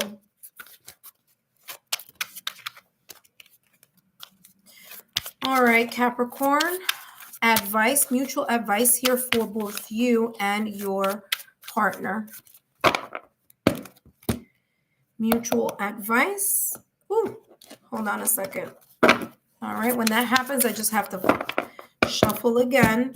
This is a really beautiful deck. By the way, this was from the donations that I get on my lives. So thank you so much for all of you who donate to the channel. You have here Cepheus, okay? Listen carefully because this is going to be the ta-da moment. Why am I saying that? What I have been channeling from the top of the reading all the way through through this card right here where it says celestial messages is exactly what this is talking about. Listen to the mutual advice. You meaning both of you are both caught in a repeating pattern, unable to make new choices in the current situation. Release outdated ideas. What did I talk about? Value system, values. Remember that? Exactly what I just channeled earlier. Release outdated ideas, connect with your intuition, quantum harmony, celestial messages. That's this card right here. And seek entirely new insights. Exactly what I just mentioned a little while ago. There's going to be here this energy of looking at your connection in a different light and seeing what you need to strengthen and where you're both going together in the connection, if that is the choice here within the connection. It's about having clarity. It's about expressing the needs and desire and then having an action plan towards it. All right, Capricorn, thank you so much for stopping by. I hope these messages have been insightful. Don't forget to give me a thumbs up, like, share, subscribe, and I'll see you soon. Up next, we have Gemini. And in the meantime, as I'm putting this away, I want to say thank you to those of you who are watching, who are here with me during this live. I want to say I appreciate your loyalty, your support. And if you're interested in a private recorded reading, take a look down below in the description box and see that. I might actually add something else there because I have 20-minute readings, but I have been getting requests for something a little bit shorter to kind of, lessen the charge there on that. So my 20-minute readings are $40, but 5 to 7 minute reading, I'll be definitely posting a price point for that for those of you that are interested. Okay, so not everyone, so that everyone can afford a reading if you so choose to. Okay. So I want to thank one of my viewers for that. That email made me kind of think about things a little bit more. Say, yeah, you know what? Maybe we do need one that's a little shorter. All right. So thank you so much. Give me a second. Let me drink my mud water here. Basically, it's a turmeric latte with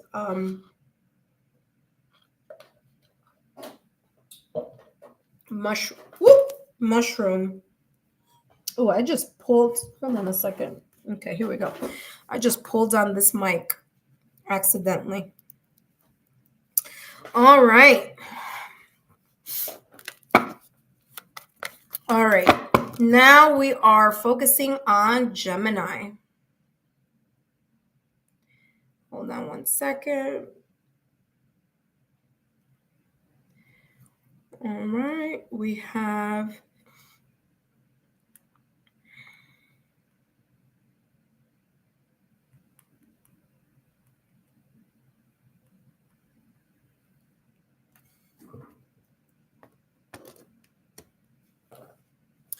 Hi, Gemini, and welcome back to my channel. Whether you are a Gemini, Sun, Moon, Rising, Venus, these messages are for you, especially if you are a Gemini in other areas of your astrological natal chart, which focus on love and connections and relationships. And those would be the 7th house on your astrological natal chart, your 5th house on your astrological natal chart, or other placements such as your Venus or your Juno. Okay, so if you know those placements, and these messages are for you and your partner. Okay, Gemini, so it's for both of you. Okay, so it's for both of you. Today, I'm going to be channeling messages focusing on what the mutual energy may be here for both you, Gemini, and your partner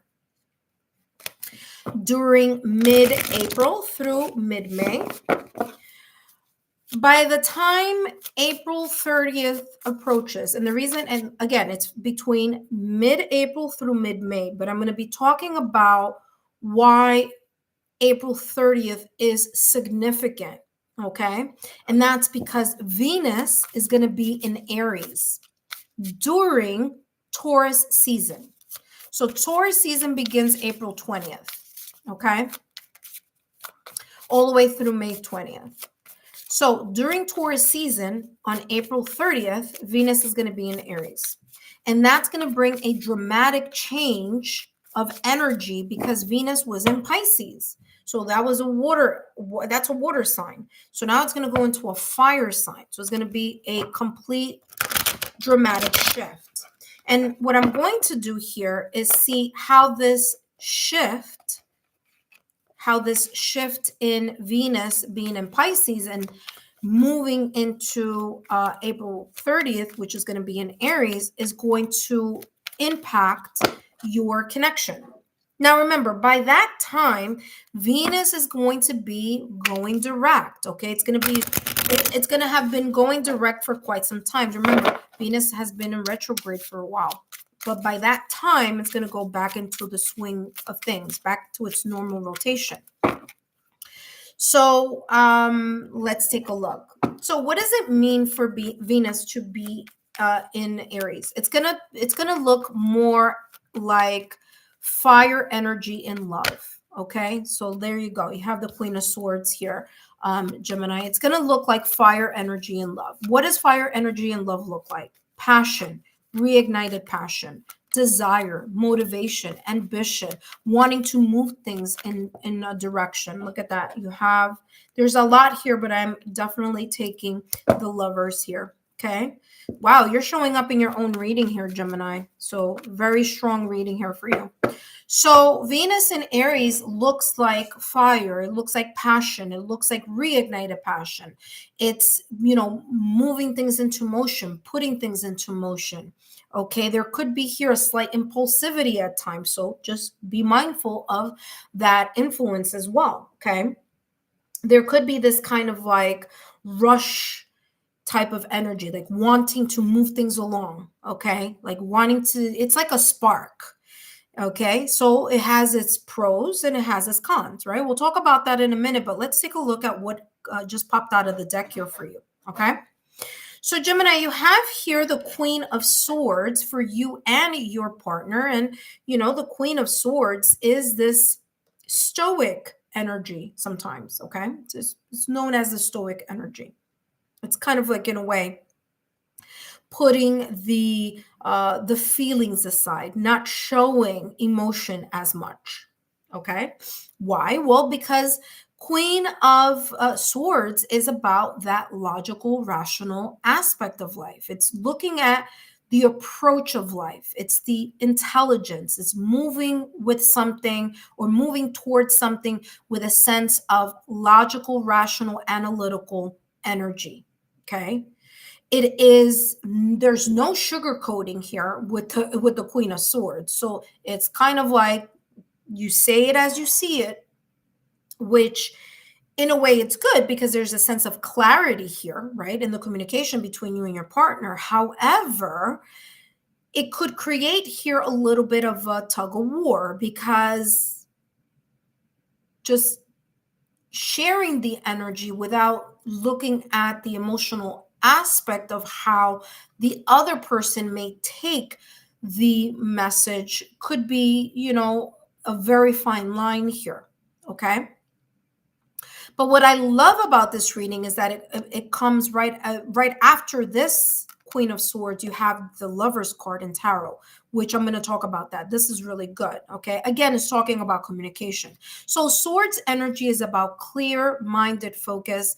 It's about clarity of communication. It's about the truth of something. It's getting to the bottom of something here. It's being able to speak transparently without showing the kind of like, oh, I'm afraid to say this, because the Queen of Swords is not afraid to say what she needs to say. And don't worry about the fact it says queen. It has nothing to do about gender, but it's a lot having to do with this logical, rational, straightforward approach. So Gemini, you and your partner may have a very straight, cut and dry type of communication here, or sense of either resolving something, getting to the nitty gritty of something here, and, kind of like get to the bottom line here in something here that may be coming up mid-April through mid-March. Now, because Venus is going to be in Aries, this may be good in a way that the emotions are going to be set aside, because Aries is fire. Aries is this sense of losing the temper quite quickly if things aren't going in the direction or how they kind of see it or view it.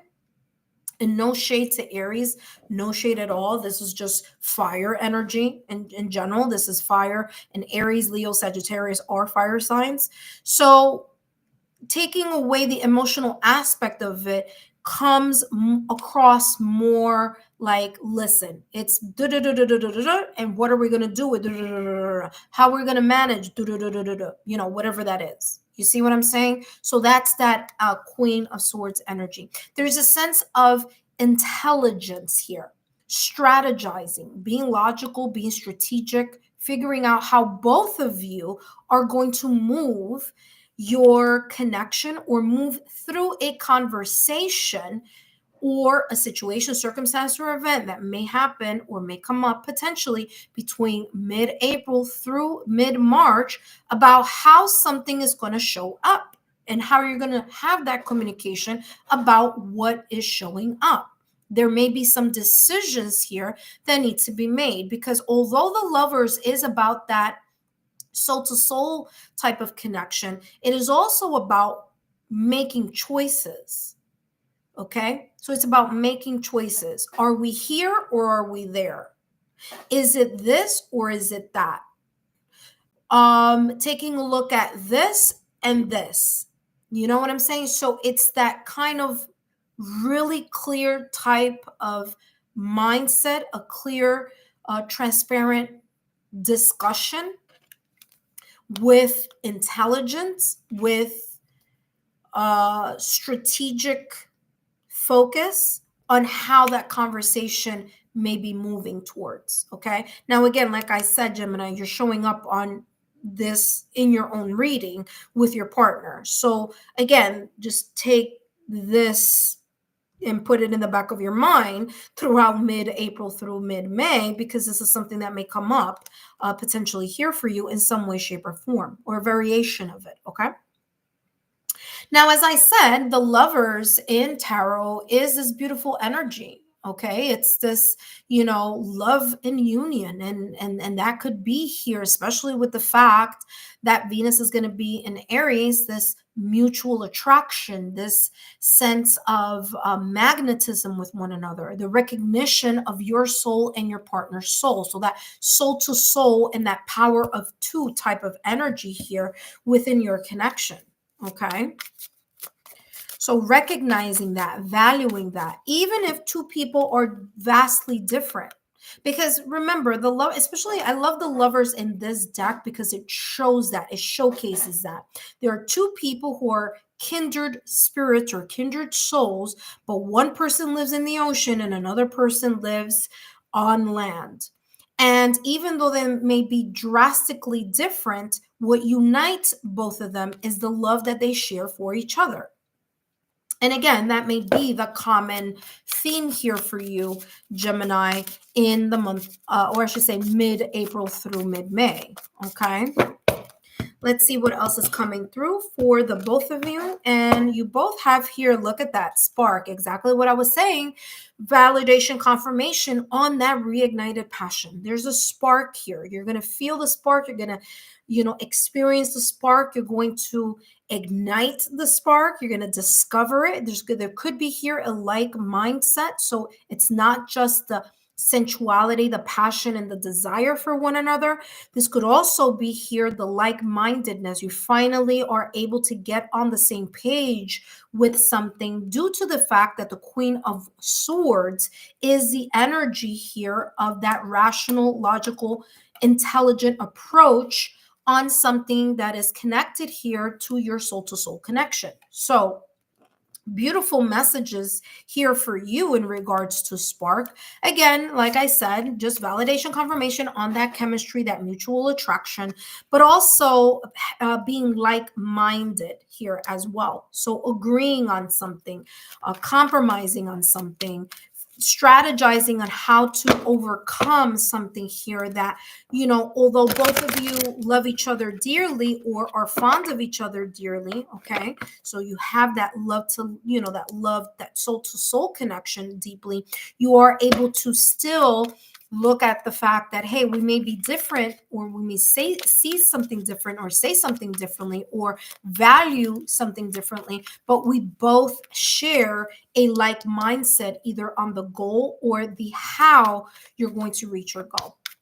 So that's that focus that you're going to be feeling here during this mid-April to mid-May energy, mutually within your connection. Gemini, you now look at that, exactly what I was saying, attraction. By the way, this card has been coming out a lot today, and look how thick this deck is. So it's not a coincidence that it's coming out a lot in the collective reading for all of you, because again, Venus is going to be in Aries, and that is about that fiery spark, chemistry, and reignited passion. So that magnetism, okay? Let's see what else is coming through. And by the way, Gemini, stay all the way to the end of the reading, because I have also for you a mutual advice for you and your partner, okay? So please stay all the way to the end of the reading to see what your advice is for the both of you. All right, let's see what else is coming through here for Gemini and their significant other, partner, twin flame, soulmate, or spouse. Look at that challenge and adversity. I talked about it. I told you about that Lover's card. I talked about making choices also, because that is what the Lover's card's energy is all about. So the Lovers, like I said, is ruled by Gemini. I said that, two people that are vastly different, but what unites them is the love, the attraction, and the like mindset here on something, right? Challenge and adversity, it says dreams and goals, freedom and liberation. And I feel that is that type of analytical, logical, straightforward, intelligent type of conversation or mindset that you, Gemini, may be sharing or may be in regards to you and your partner with you. So whatever the challenges may be, it's like both of you are going to be very intelligent here and communicate clearly on how you can create or create more unity, even if both of you are at opposite ends of fill in the blank, whether it's, agreement on something, it's coming closer together as a couple. Okay. That being said, let's take a look here at your advice. Actually, I'm holding this upside down. There we go.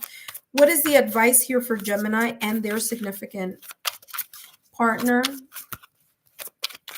twin flame, soulmate, spouse, connection, mutual advice for Gemini and their partner?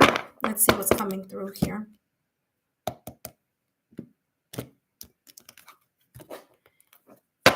And you have here, be real. There you go. It's bringing clarity to whatever has either not been spoken about or something that both of you are may have different perspectives about. But again, love is going to help in this situation, and the way that you communicate with each other is going to be very valuable. Okay. Now remember, Gemini, your astrological sign is ruled by Mercury, and Mercury, is now direct. And by the time you see this message, it'll already be direct. Okay. And definitely mid-April through mid-May, it's going to be going and flowing in its normal rotation, its normal flow. So this is going to be a whole lot easier to have a discussion about, because you don't have that, energy when it's in retrograde. By this time, like, again, it's going to be direct. So it's going to be kind of like you're going to be able to speak up. And that's both of you. It says, be real. Enough. No more hiding yourselves. Loudly voice your inner thoughts. Uphold your truth. What did I say? Queen of Swords. I told you, she's blunt, straightforward. When you speak up, you'll enter a higher vibrational level. Yes, by sharing, by sharing whatever it is that you both may see a little bit differently, or maybe experiencing something very differently, because you have that mutual love with one another, and you're able to be logical, rational, analytical, and transparent. It's going to be easier to be authentic with each other, because remember, this Venus in Aries is about expressing your needs, your desire, and valuing your connection. And the way that you value your connection is by being honest in your connection. And that's what I'm feeling here for both you, Gemini, and your partner. Gemini, I hope these messages have been insightful. Don't forget to give me a thumbs up, like, share, subscribe, and listen, add some comments down below. Let me know how these messages may resonate for you and your partner throughout the month of April, all the way through mid-May. Thank you so much, and I'll see you guys soon. Up next, we have Libra. Libra is up next.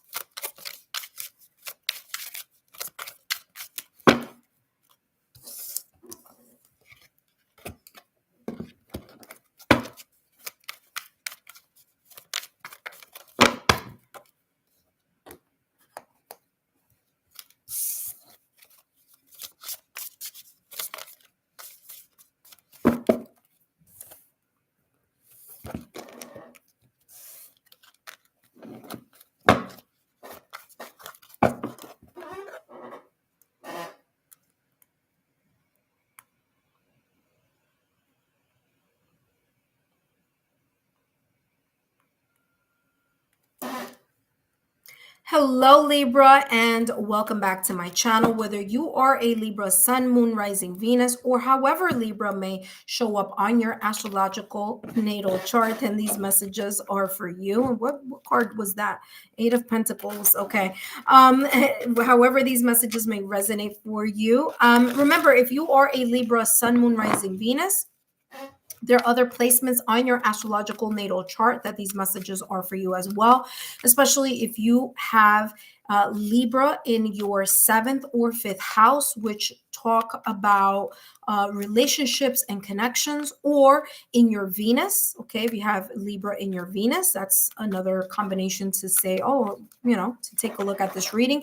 Or if you have Libra as your Juno. So again, if you know your astrological natal chart, feel free to take a look at other placements on your astrological chart. Like I just mentioned, all those placements are a good indicator of something that you need to kind of listen to, okay, and take a look about, okay? All right, so if you're interested, Libra, in learning more about me, my client testimonial, my credentials, and all that good stuff, well, look down below in the description box. All the information is there, okay? All right, Libra, well, listen, it's going to be important. This reading is going to be important because you are going to feel it a lot. Why do I say that? Well, because you're a cardinal sign, okay? And Aries is a cardinal sign.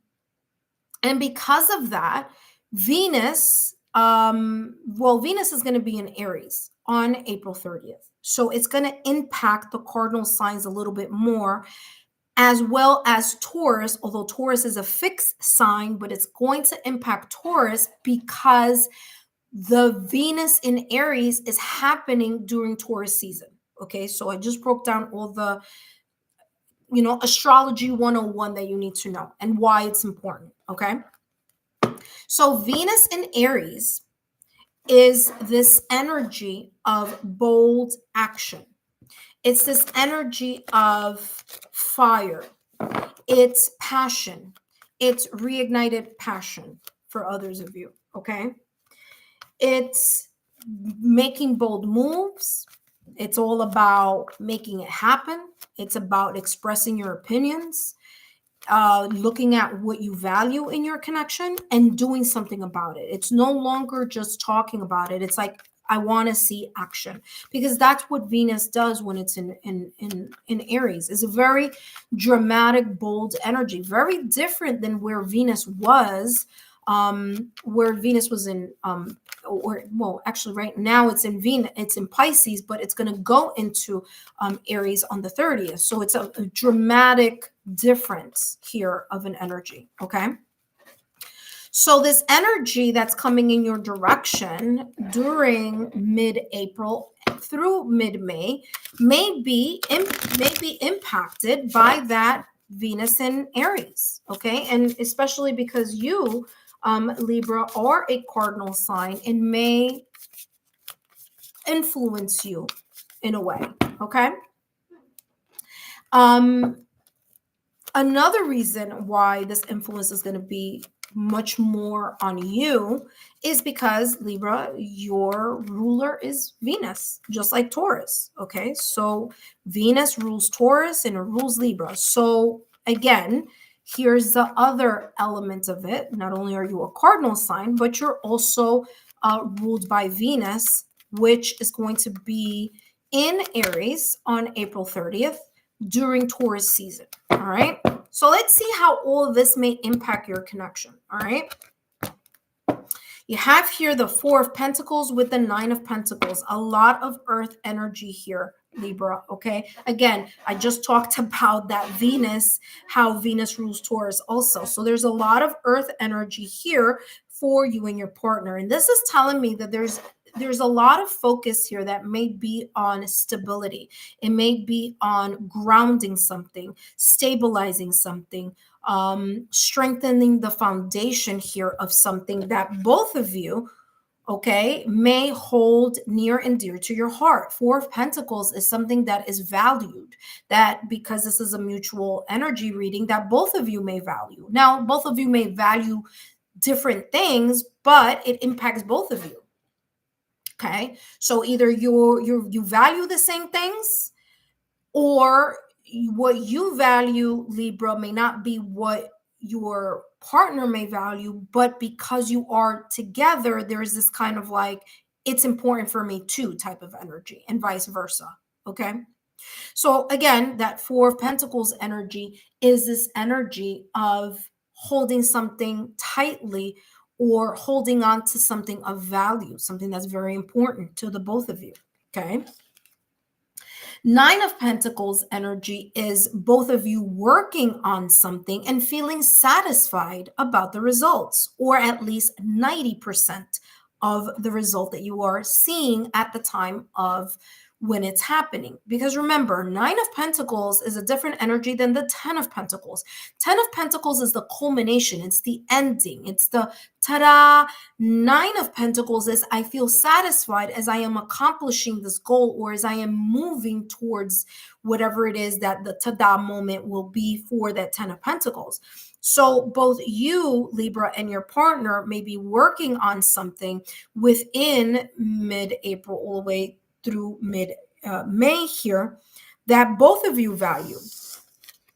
Okay, both of you find it to be very important, and both of you are looking towards either seeing it in reality in its full culmination, or you are feeling satisfied at the effort, the patience, and the consistency that is being pushed towards, that both of you are pushing towards as you're heading into the 10 of Pentacles, okay? Because this is not the 10 of Pentacles, but you're moving towards it. So there's the sense of moving towards that energy of completion here.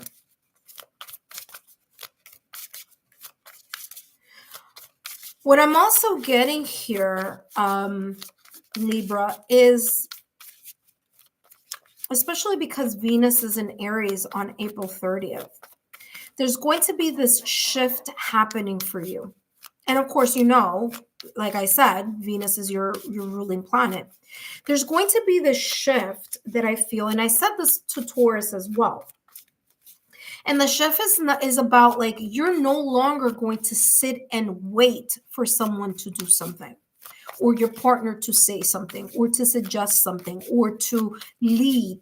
It's as if both of you, especially you, Libra, because this is your reading, but you may want to have this bold energy of wanting to lead something here that is of value to both of you. Whether it's leading in the conversation, whether it's leading with ideas, whether it's moving things forward as, like, when is this going to happen? How are we going to get it done? Like that type of, you know, let's get on it. Let's go energy. Okay. Now, for some of you, it may be subtle. For others of you, you may feel it a lot more because, of course, the rest of your astrological natal chart could also be impacting this Venus in Aries energy also. But it's definitely coming across as this kind of like, you're going to be satisfied. You and your partner are going to be satisfied here in something that is being worked on. Look at that. You have gift. For some of you, listen, for some of you, Libra here, your partner may be an earth sign. And, you know, maybe they're a Taurus, because Taurus season and there's gift here. So maybe that has some correlation, not for all of you, but for some of you. Some of you may have you may be seeing a Taurus, or your partner may be a Taurus. It doesn't have to be.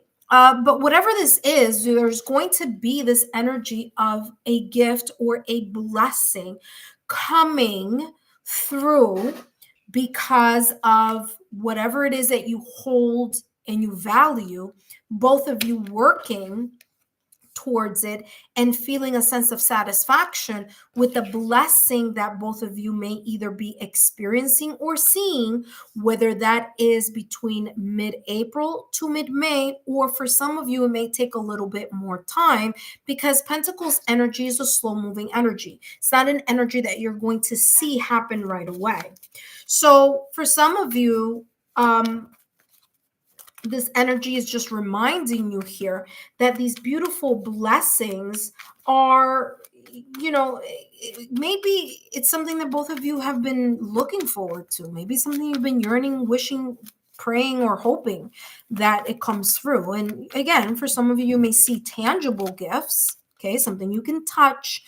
While others of you, the gift is the gift of continuing to strengthen the love between each other, your connection. Okay, let's see what else is coming through here. Okay, when that happens, it just means I gotta shuffle a little bit more, and let's see what is that mutual energy. All right, healing family issues, and it is safe for you to love. All right. Here with the healing of family issues, this could be a situation, circumstance, event, maybe a disagreement, maybe a heated argument, maybe opposing views on something. But whatever that may be, that either may be happening or may be coming up mid-April through mid-May, focusing on you, Libra, and your partner together, or you and your partner are here. This could be something from the outside coming in, an external situation. Maybe it's long distance family or extended family. Okay. So it could be you and your partner as a family, or you and your partner or your spouse here with children in the whole family setting. And this could be something from the outside coming in. Okay. So however this may show up, it says love your life. Love your love life benefits as you forgive.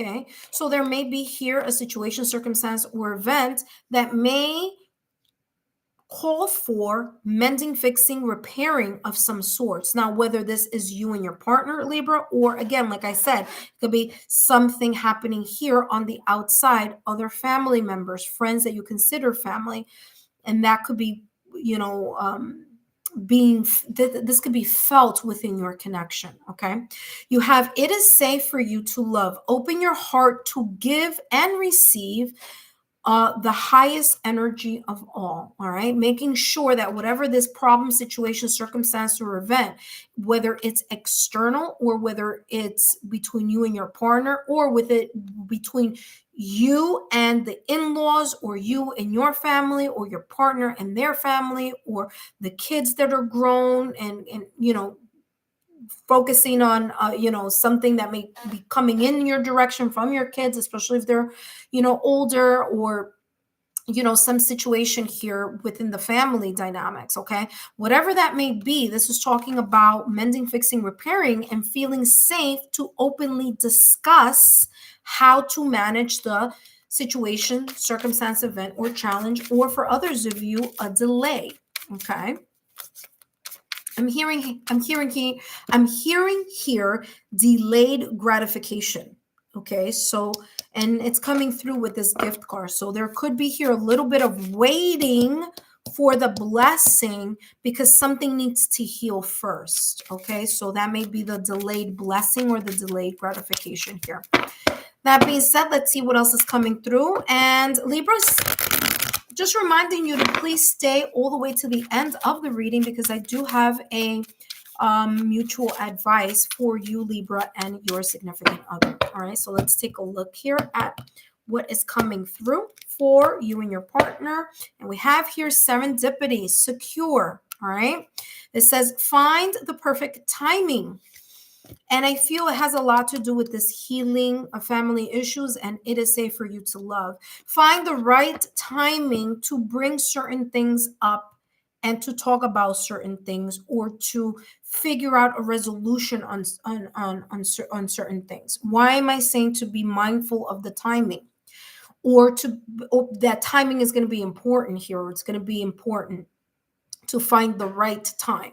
And the reason is because when Venus is in Aries, it does bring this sense of rush to judgment type of energy because of that fire. So there may be here the sense of rush to judgment.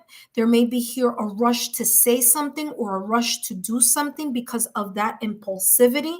There may be here a lack of patience in how to resolve something, or how to fix something, how to mend something, how to feel safe in connecting or reconnecting once again. Okay, especially if this is talking about external family, family you may not see every day, maybe your parents, your in-laws, your siblings, however that may show up here, maybe your grown children also and their family, you know what I mean? So again, there's a sense here of finding the right time, because all that fire may create a situation, circumstance, or event where tempers may flare.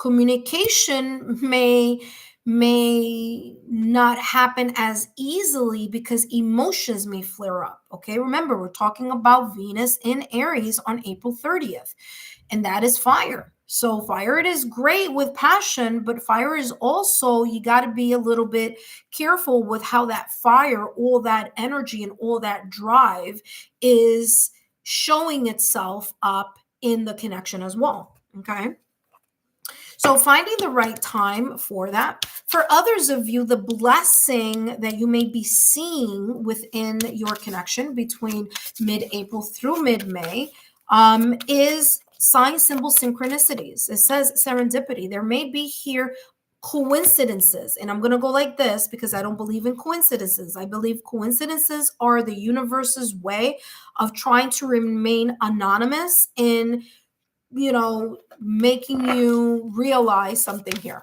Okay, it's like hello, it's like saying hello from a distance, so that you may see some sign, symbol, synchronicities, or serendipitous events, or aka coincidences here during mid-April through mid-May. And those coincidences may show you here, or may be kind of giving you evidence here that blessings are on their way. That's number one. Number two, finding out the best time to resolve, heal, or open your heart to maybe even accepting an apology or giving an apology here on something connected to those two cards there. Okay. All right, let's take a look here, Libra, at what is the mutual advice here for you, Libra. Wow, this is very in-depth here, Libra, but listen, there's a lot came through here for the both of you. Please feel free to give me a thumbs up, like, share, and subscribe. Look at that. Whatever this is, you're going to make it on the other side. That's for sure, because it says cross it over. Listen carefully. It says you, meaning both of you. That's the plural you. That is you, Libra, and I was going to say Gemini, you, Libra, and your partner. So both of you. Both of you often lose motivation halfway and begin doubting yourselves. Break this inner cycle like finishing a marathon. Take the final steps, cross the self-imposed finish line, and feel the victory within. Okay, and I feel this is very much connected to these two cards, the Nine of Pentacles. Again, keeping consistent in something that you see that is like you're 90% there. You're not at 100, but you're moving towards it. Okay, so being consistent in something within the connection here, or about a plan or a project, and it's safe for you to love. Again, opening your heart and allowing yourself to continue building, whether it's the rapport again, whether it's the trust again, whether it's continuing to build something that may have been fractured, or feeling a little tense during that amount of time, especially here where it says your love life benefits as you forgive, or for others of you as you apologize and ask for forgiveness. However this may resonate with you here, Libra, and your partner, this is definitely talking about a victory that you can see as a blessing, or an actual victory as a blessing as far as the experience of something. So getting a sense of good news. Libra, I hope these messages have been insightful. Don't forget to give me a thumbs up, like, share, subscribe, and I'll see you soon. Up next, we have Aquarius. Aquarius, you are up next. In the meantime, I will share with all of you the following, because this part, even though it's live, this part, I'm definitely putting, I always put timestamps on these, on these lives, especially when I do an all signs reading. Okay, so the timestamps are going to be down below in the description box once I go through the live stream and add those down below. Okay, all right. So up next, we have Aquarius.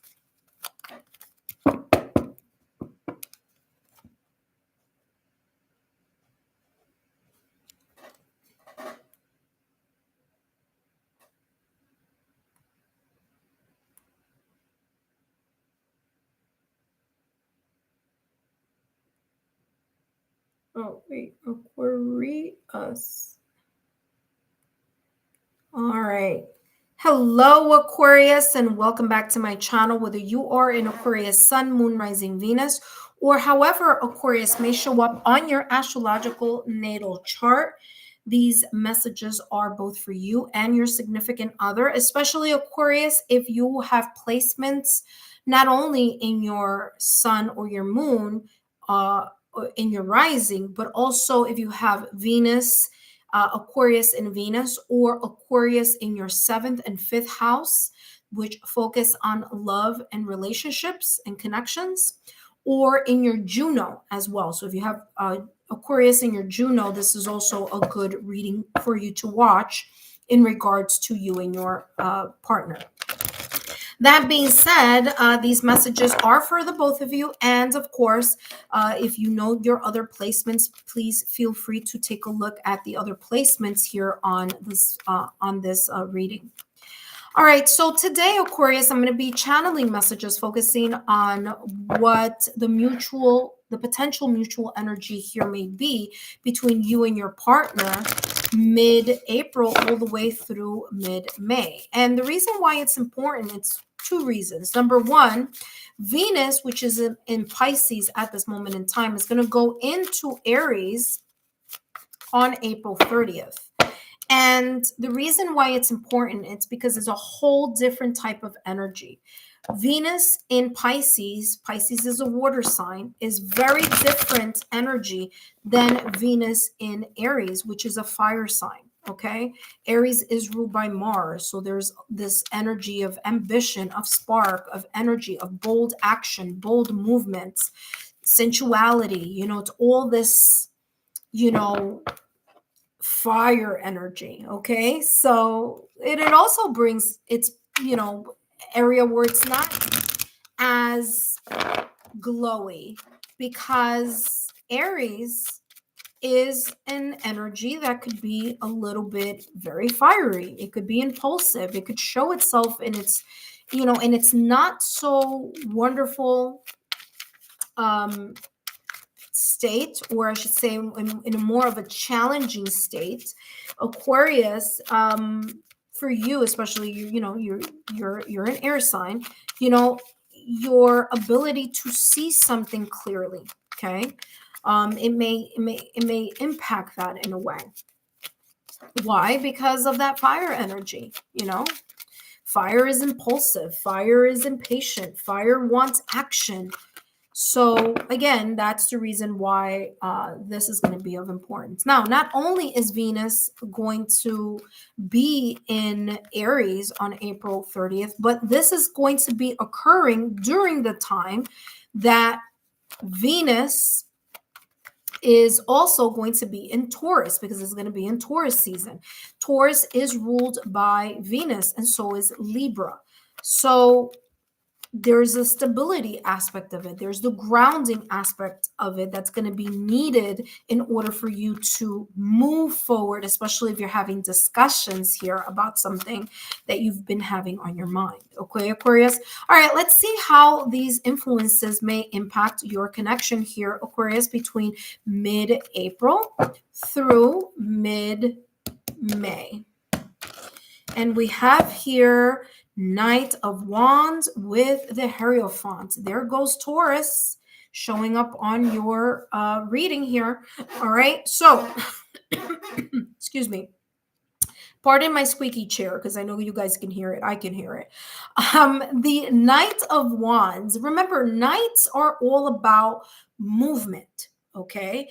And the movement in Wands energy is the movement with fire. And as I said, moving with a sense of proactivity, moving with a sense of intention, moving either a conversation, an idea, an action, putting it into bold action.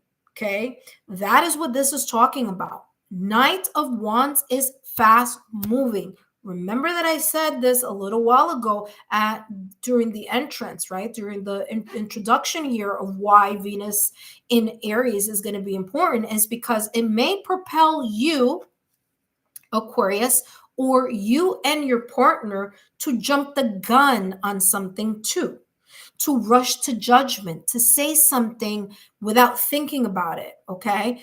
To, in a way, especially if there isn't in a compromise, that there's a sense of like a heated discussion, a disagreement, not seeing eye to eye on something, one person being a little bit more stubborn, not wanting to move out of a specific fixed mindset. And so this kind of like action now and think later could could be here in an energy that may be a little bit challenging. Okay, pardon the fact that I'm tripping over my words because I've been doing this live for quite some time, so it's like I think I'm about like 2 hours into this live at this point, so my apologies.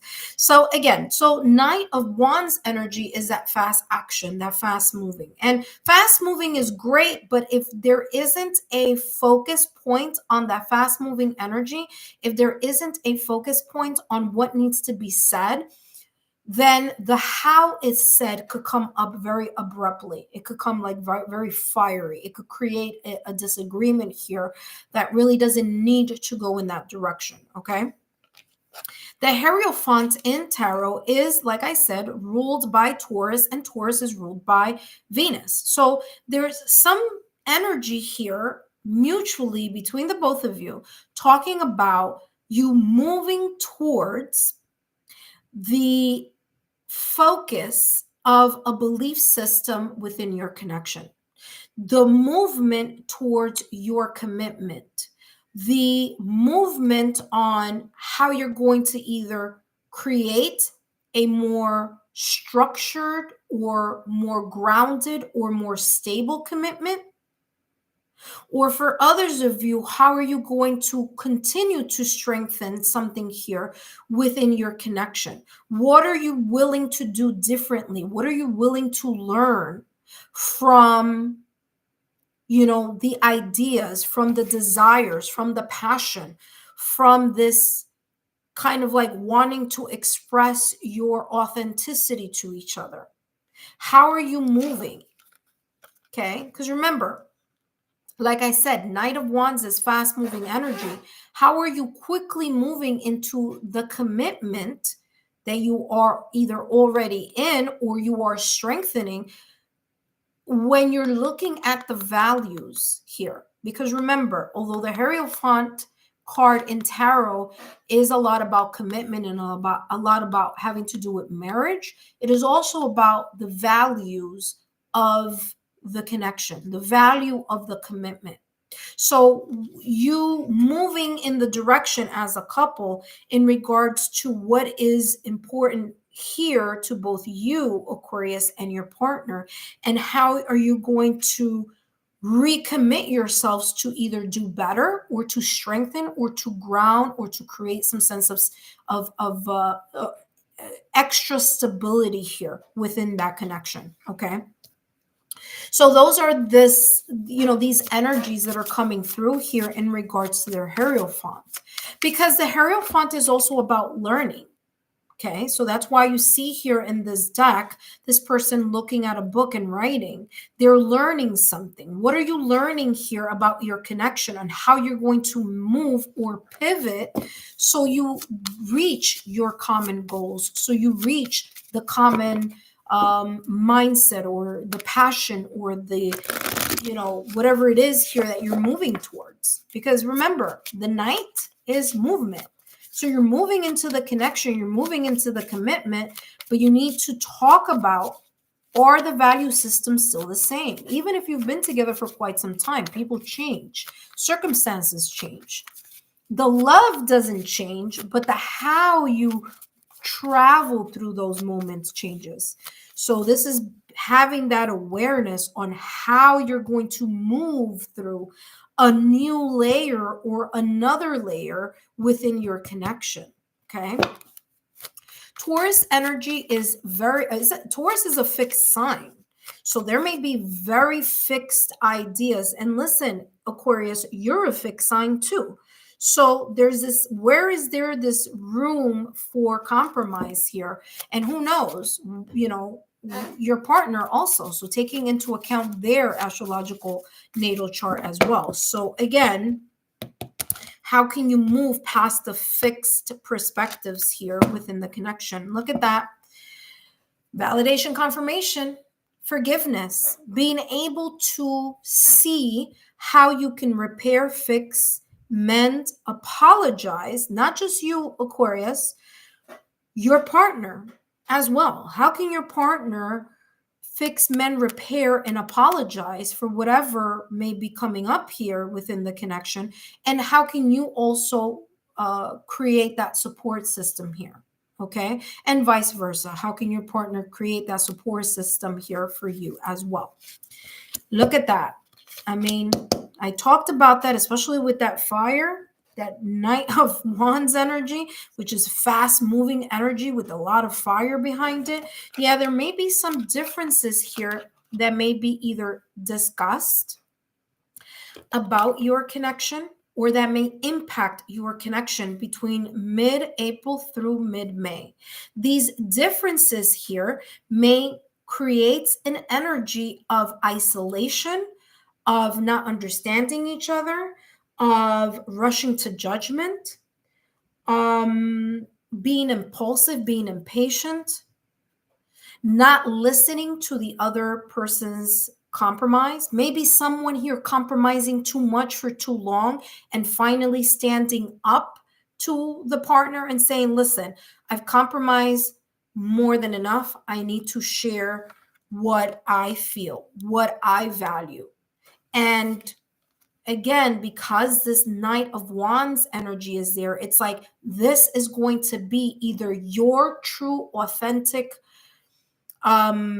expression of whatever passionate thing you feel or think or have been sitting on for quite some time, maybe even a decision here as well, because the Knight of Wands is a pivoting into something, pivoting into a new direction at times. It's about traveling, it's about movement. Okay, so moving past either the situation, circumstance, or event that may perhaps come up or occur due to the differences here. But again, this is what's coming through in regards to this energy, mutual energy for you and your partner here, mid-April through mid-March, through mid-May. Okay, some of you may be experiencing this from March, because I just channeled mid-March.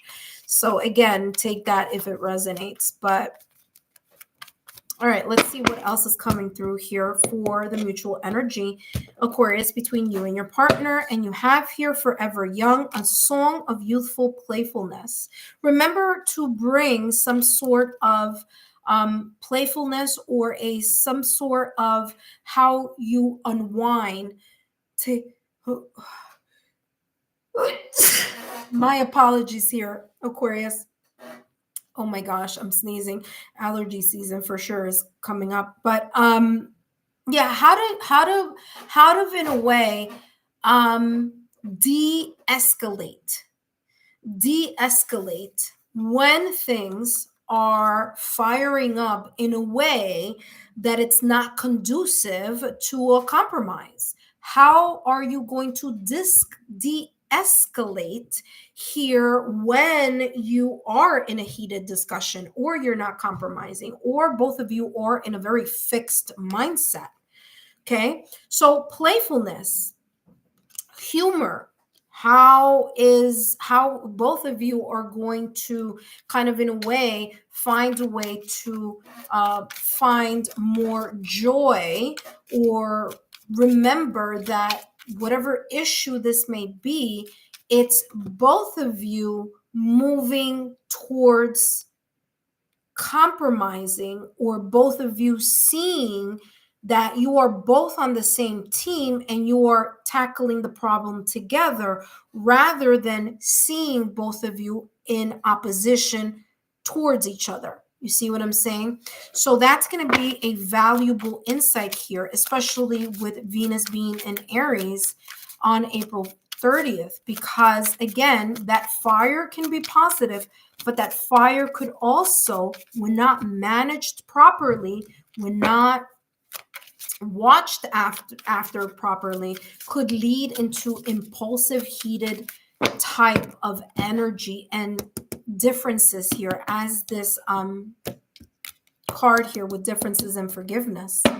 Okay, celestial messages, quantum harmony, experience inner peace. Exactly what I just said. Let bygones be bygones. If things need to be discussed, then hey, listen, they need to be discussed.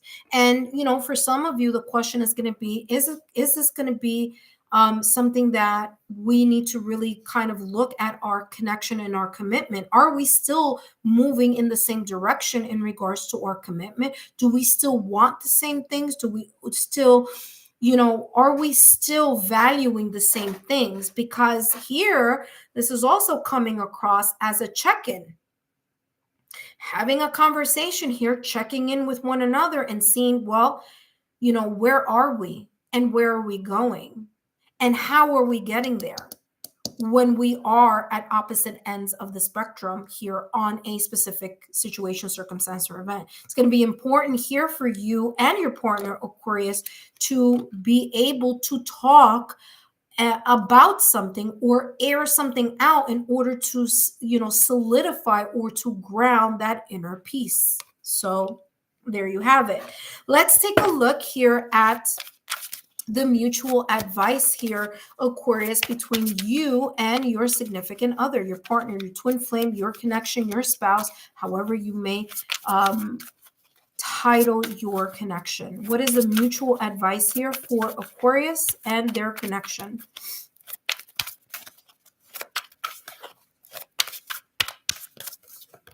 This is such a huge deck. By the way, thank you to those of you who donated to the channel during the live, because I was able to get this for the channel. Here you go.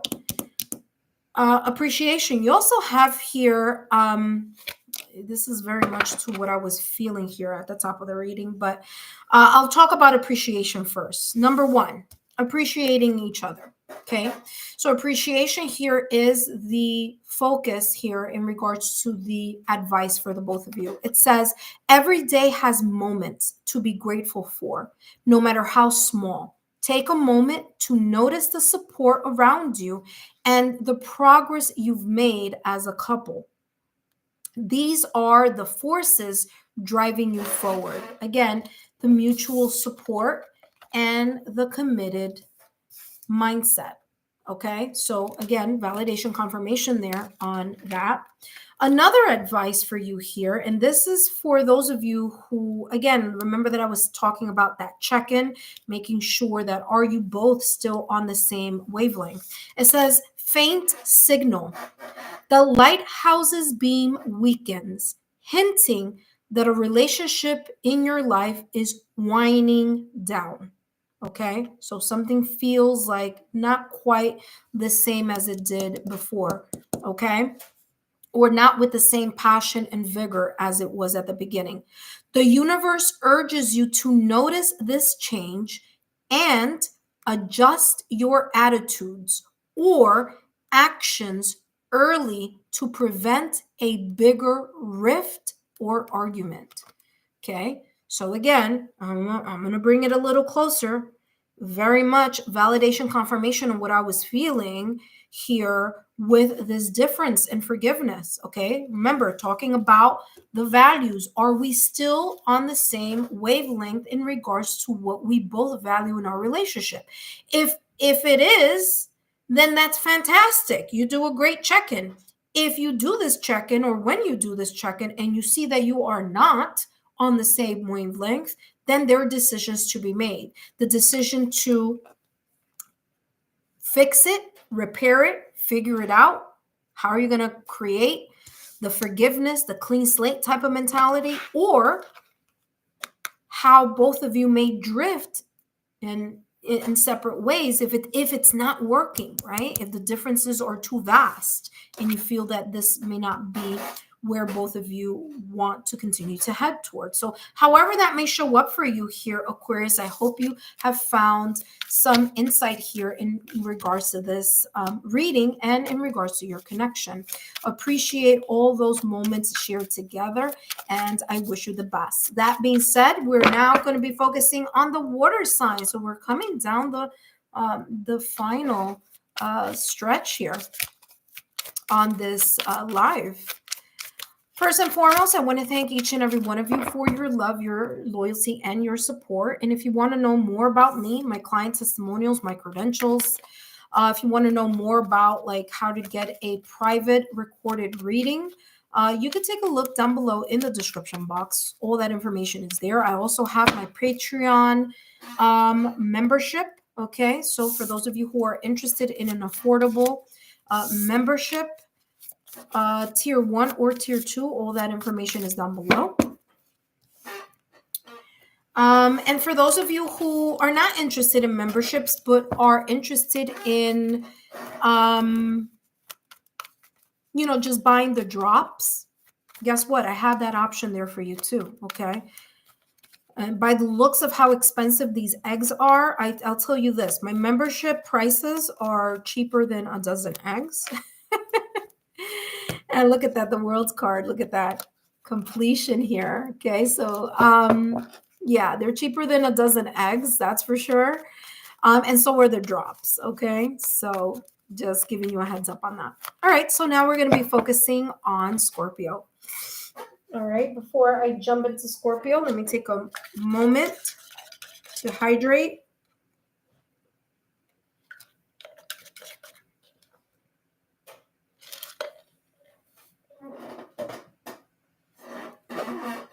Okay, moment to hydrate here. All right, so let's take a look here at let's take a look here at your, okay, so this is, who's up next? Oh yeah, water sign, Scorpio.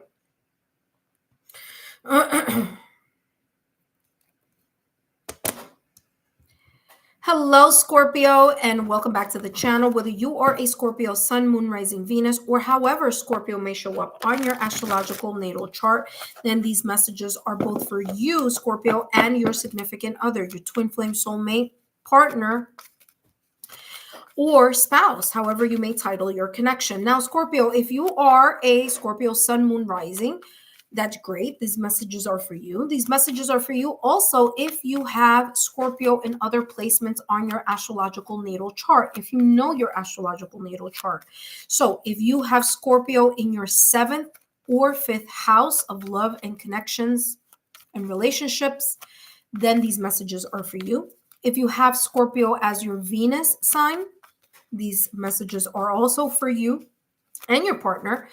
And if you have, or if you have Scorpio in your Juno, that's a different placement on your astrological natal chart, then these messages are for you. Okay. Now, if you know other placements on your astrological natal chart, Scorpio, then take a look at the other readings that I did for this theme, which is the couples theme, the mutual energy. All right. That being said, I want to talk about why this month is going to be important mid-April through mid-May.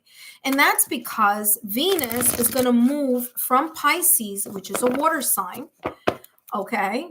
And it's going to move into a fire sign. Venus is going to move into Aries on April 30th.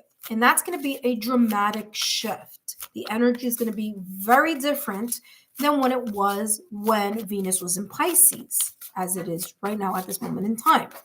Okay. So if you watch this reading after, during April 30th, then this is saying, hello, just keep a heads up. Okay.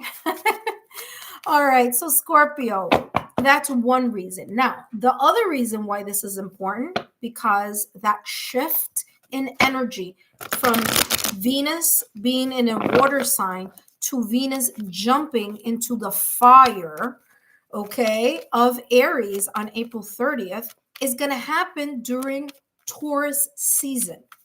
Taurus season is, I want to say it starts April 20th all the way through May 20th, okay? So all that is going to be happening during Taurus season. And guess what, Scorpio? Venus rules Taurus. Venus also rules Libra. So it's in its comfy home in regards to the season.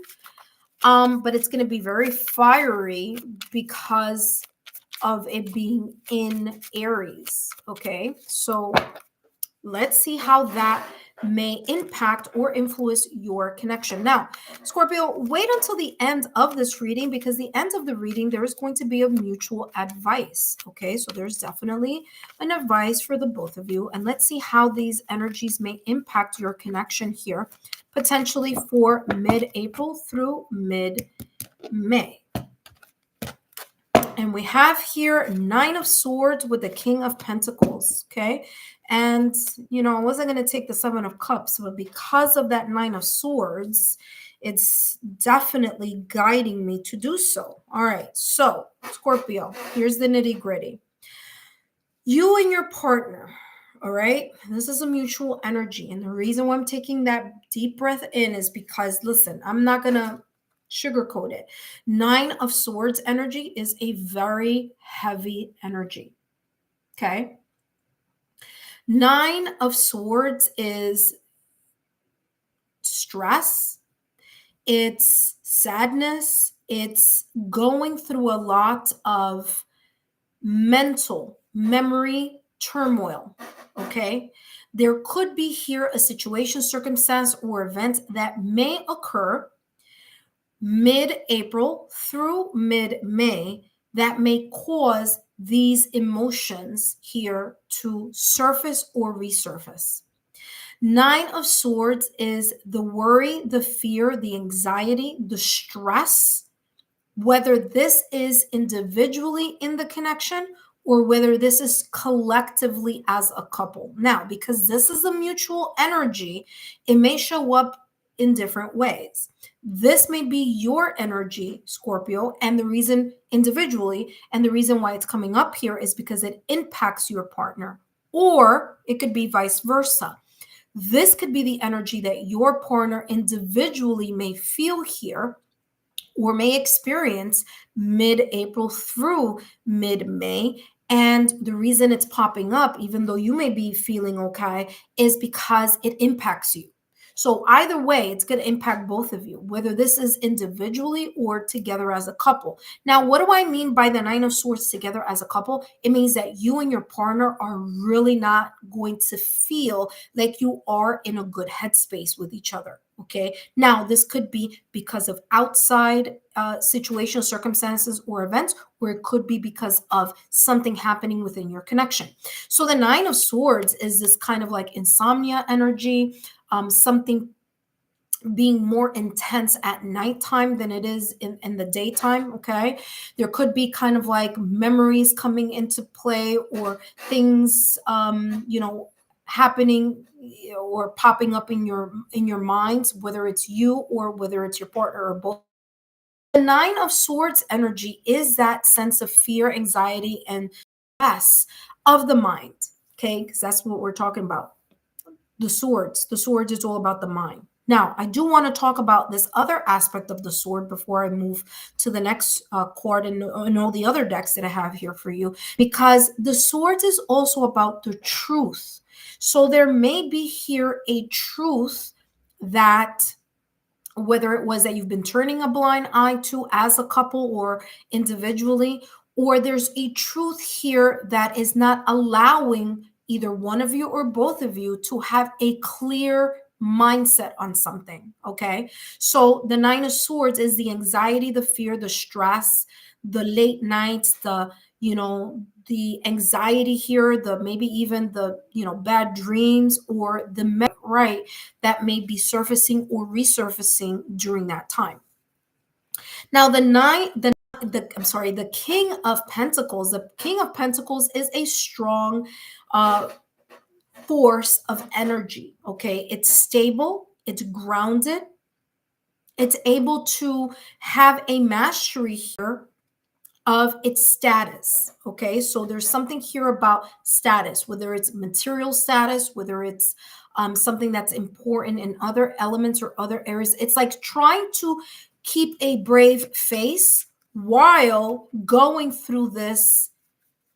It's like I'm getting here 2 energies. It's like at nighttime, I'm going through all this turmoil, or when I am in my own thoughts, again, mutual couple energy here. Well, both of you are kind of going through your own thoughts at nighttime. You are experiencing this energy. But then when it's, when you are in front of others or at your job or in front of your partner or your partner and you, kind of showing this energy of like, we've got it together. But in reality, underneath the surface, there may be a lot going on. Okay. So this Knight of Pentacles energy is showing this very strong, stable energy here, or this foundation that both of you are either holding mutually or holding individually, because you're not sharing what's going on behind the scenes in your mind. Okay.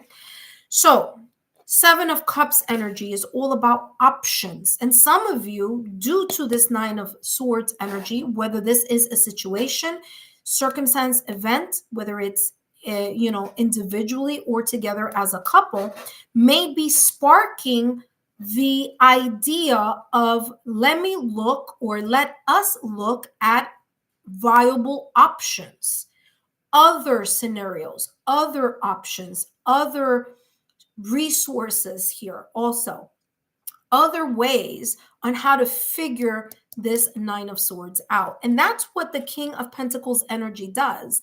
If both of you together as a couple are embracing, and it looks as that may be the case here because this is a mutual energy, if both of you embrace the King of Pentacles energy, it's like no matter what it is that you may be struggling with, whether individually or together, it's like you're holding a very brave face, and you're also making sure that nothing changes at the core, because you don't want either something to be known or something to, kind of like you don't want things to seep through the cracks.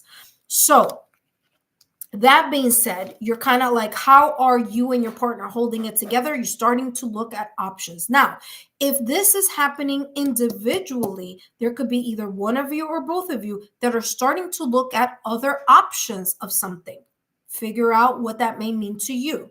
So this stress, anxiety, fear, situation, circumstance, event that may be causing some sense of turmoil here with the Nine of Swords, this kind of drama-fueled energy. And I'm saying drama-fueled energy because remember, Venus on April 30th is going to be in Aries. That is not an easy energy. It's great for when things are great, like the passion, the drive, the spark, the attraction, the mutual energy here of lovey-dovey. But when it's showing up like this, like the Nine of Swords, this is telling me that there's this sense of impatience, there's this sense of impulsivity, there's a kind of a rush to judgment. Someone may have lost their temper. Someone here, maybe having an inner battle or an inner struggle, or both of you are having an inner struggle within the connection. Okay, so that may be opening up this energy of looking at other options, looking at how can I resolve this, or how can we resolve this? Okay, so that is how this is coming up for the both of you. Now, let's take a look at what other areas are coming through, or actually not areas, other clarity here that's coming through for you here. Okay, so that being said, listen, the King of Pentacles is a good energy. It's a good energy because it's someone that, and I say someone instead of saying king, because sometimes people think we're talking about gender, which king, it has nothing to do with gender. It's about mastery. It's the sense of mastering something. It's like, yes, things may be falling by the wayside, but I'm going to keep it together. I'm going to make sure that I look like I'm still, in this King of Pentacles energy. I am strong. I'm making sure that, my money bag is secure, that my, family sector is secure, that my career is secure, that the income is secure, that this is someone who just does not allow this energy to kind of seep through. Like, so you won't be able to see it, even though it is being experienced or potentially be experienced during that time. All right, let's see, Scorpio, how you and your partner, mutual energy, more clarity here on these cards here. And let's see what else is coming through for the both of you. And you have here commitment, okay?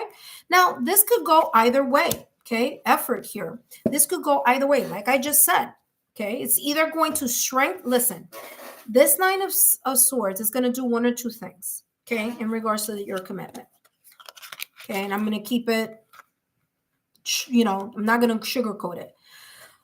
It's going to do one or two things. It's either going to strengthen your connection, okay, King of Pentacles. You're either going to find the strength and the resolve and the stability here to overcome this Nine of Swords energy, or this Nine of Swords energy is going to create a friction where either one of you or both of you are going to start looking for options here.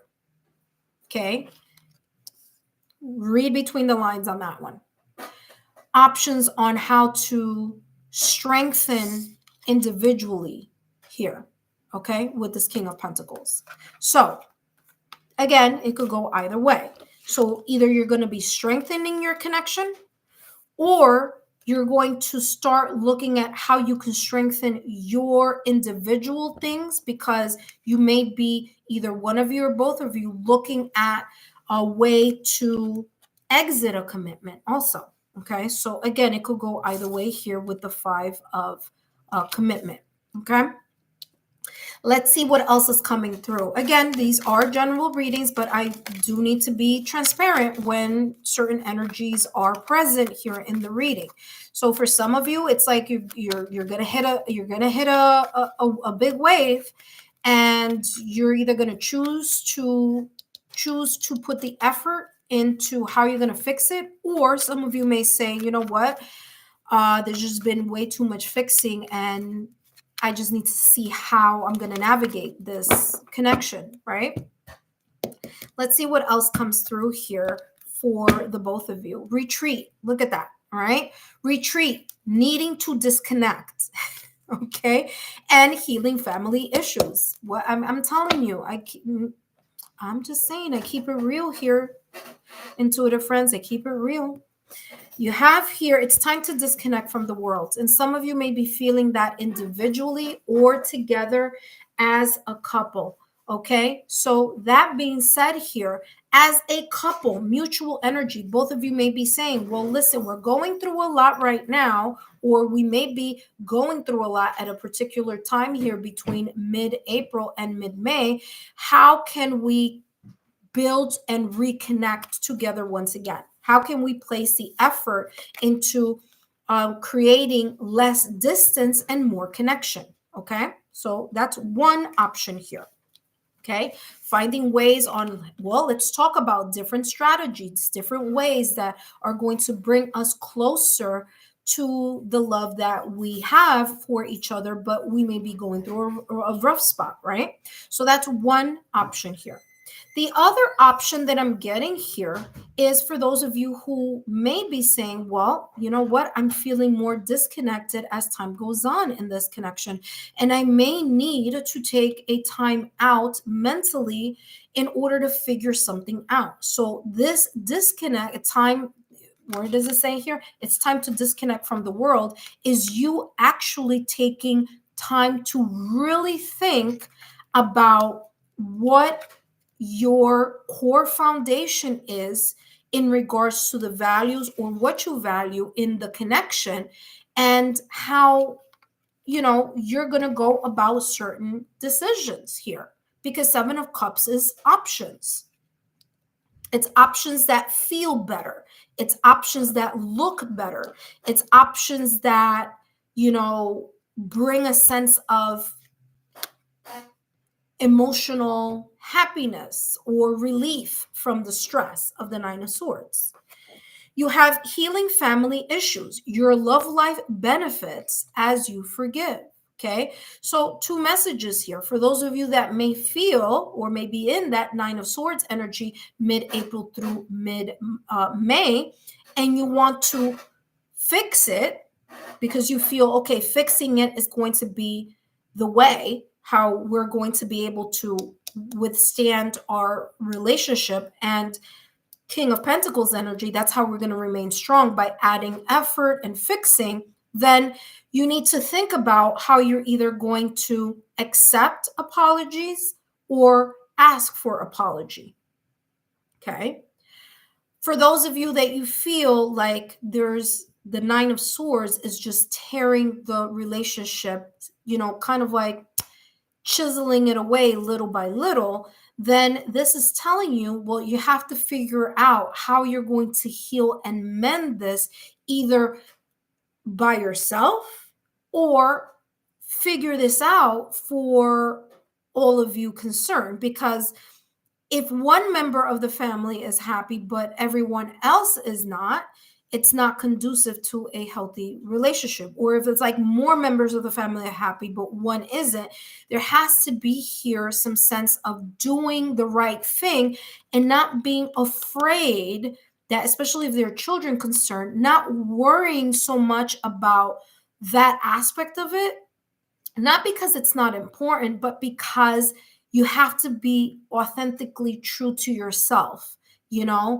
Are you being honest? Is this really chipping away at who you are and what you're about?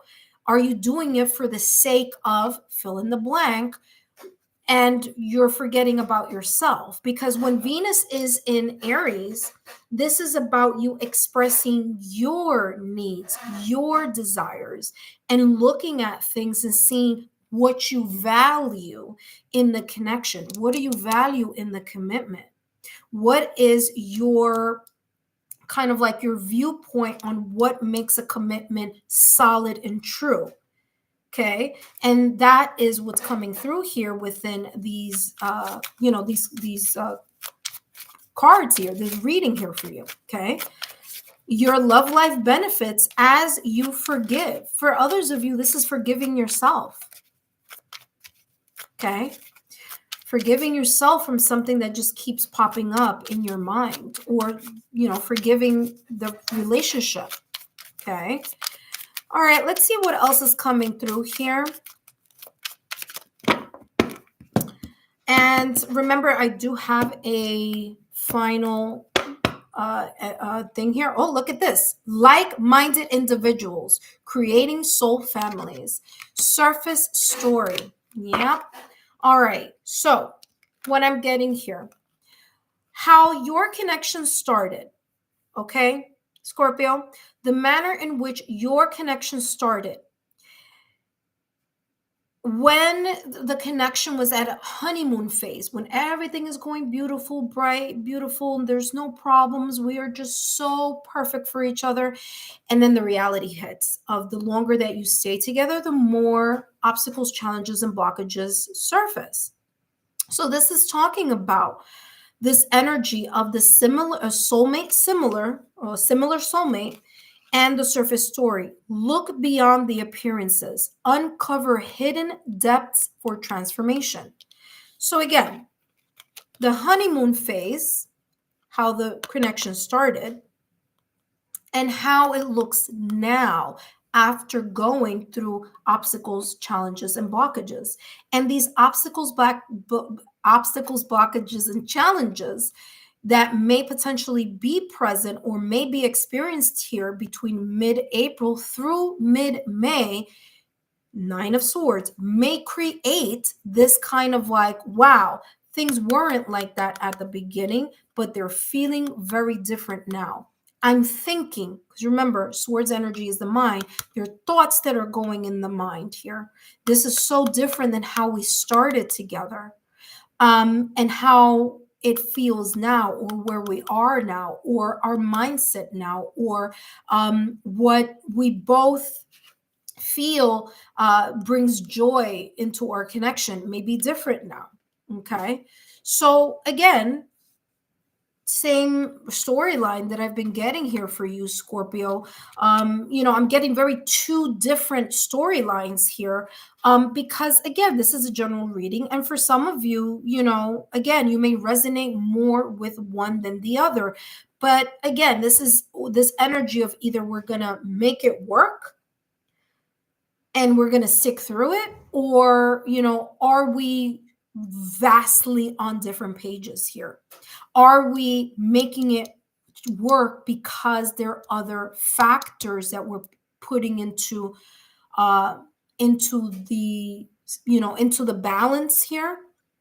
And are you still being authentic to yourselves? Okay, so again, that's the energy that I'm getting here for you. Okay, let's take a look here.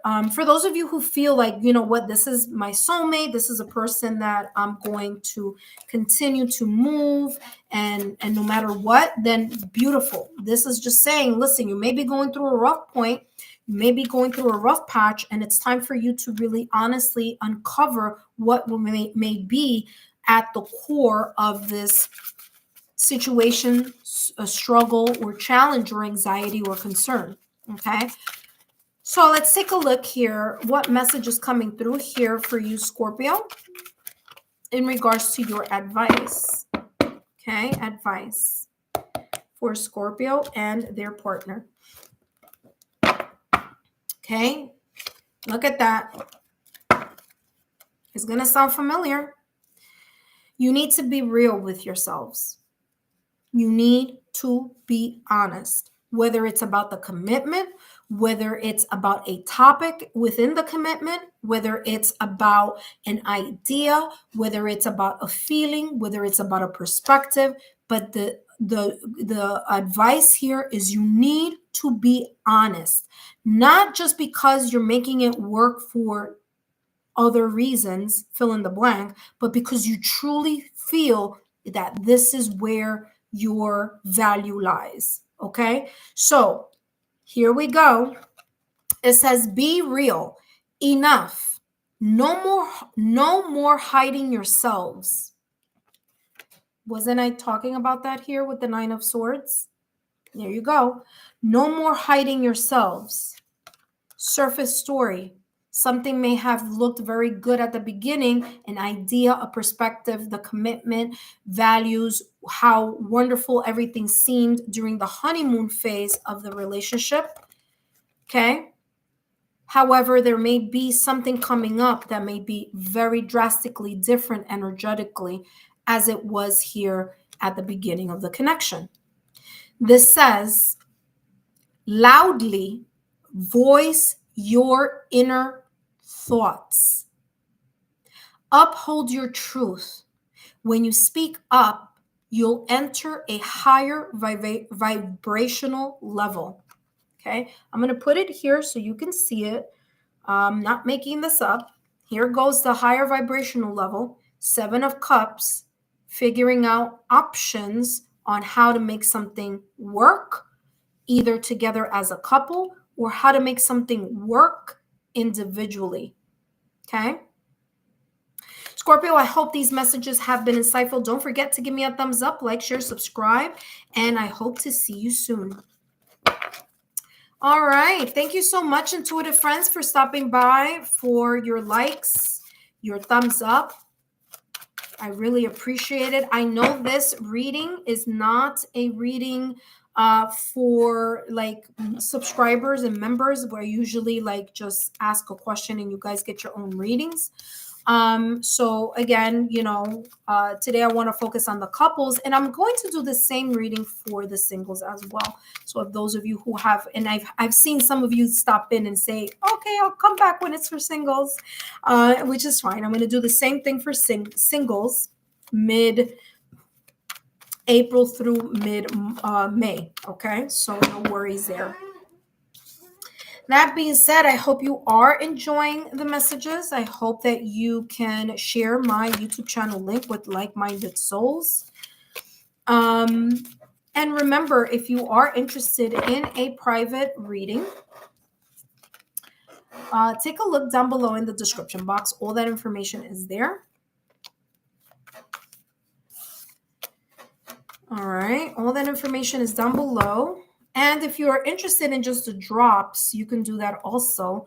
The drops are on my Patreon shop, so you could take a look at the drops there as well. All right. That being said, next up, we have Cancer. Okay, Cancer.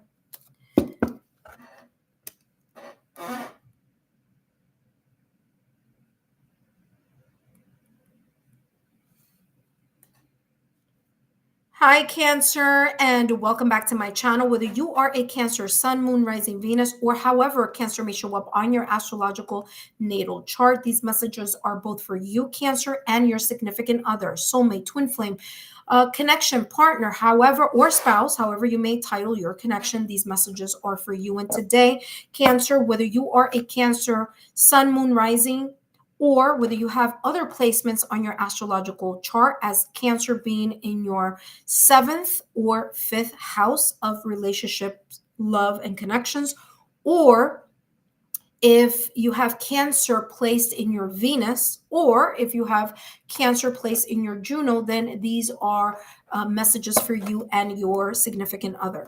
And today I'm going to be channeling messages focusing on the mutual energy here between you and your partner during mid-April through mid-May. I want to say mid-March, mid-May. So mid-April through mid-May. Okay. Now, Cancer, you are a cardinal sign, and that's going to factor in this connection. It's going to factor in this reading, and I'll tell you why. April 30th, Venus is going to move from Pisces. Okay, Venus is in Pisces right now. It's going to move into Aries. So Venus in Aries, Aries is a cardinal sign. It's going to bring a dramatic shift and a dramatic change in this dynamic, in your connection. Okay. Now, fire is good. Fire is good when it's passionate, when it's ignited passion, when it's chemistry, attraction. It's wonderful when it's in the on its lighter side. When it's on its side where, something flipped over here for you. You have romance there, so I'm going to keep that there for you, Cancer. But when it's on its challenging side, Venus in Aries is about, impulsivity. It's about being impatient. It's about wanting to move something forward or, saying something without thinking. It's acting without thinking. And that could bring challenges also. Okay. Now, Venus in Aries happening April 30th is going to be happening at the same time where it's going to be Taurus season, and Taurus is ruled by Venus. So again, there's another layer here to these messages about the mutual energy between you and your partner. Okay. Now, I would like to ask you to please stay to the very end of the reading because I do have a mutual advice, all right, for the both of you. All right. That being said, listen, I wasn't starting with this deck over here, but for whatever reason for you, Cancer, you're the only sign that this has popped out first. So there you have it. So you have here romance. Okay. Now, what I'm getting here with romance is, yes, there could be here ignited passion, ignited romance, ignited magnetic attraction with one another. There's this energy here of, attraction, sensuality. Of course, Venus, again, it's going to be in Aries, but it's also going to happen during Taurus season. Sensuality, passion, love here, but also here the value of your romance, the romance that you share. So there's an aspect here of you and your partner focusing on the value that you place on the sensuality, romance, and passion of your connection. Okay. Is it important? How important is it? Is it being taken care of? Wink, wink. You know what I mean? How are you moving together in that area? Okay. How is it flowing? How's the energy flowing? How's the synergy flowing? That's what I'm getting here also. Now, this romance card does have the number 8, infinity sign. Okay. How do we keep the passion alive? How do we keep the spark alive?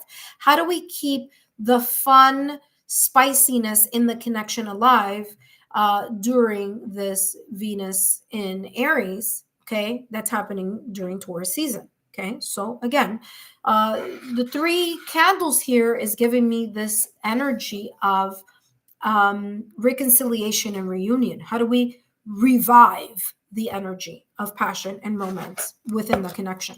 Okay. For some of you, especially, you know, if that's not the area or the department that you have difficulty in, then this is just there. You're going to feel more romance here within your connection during that time.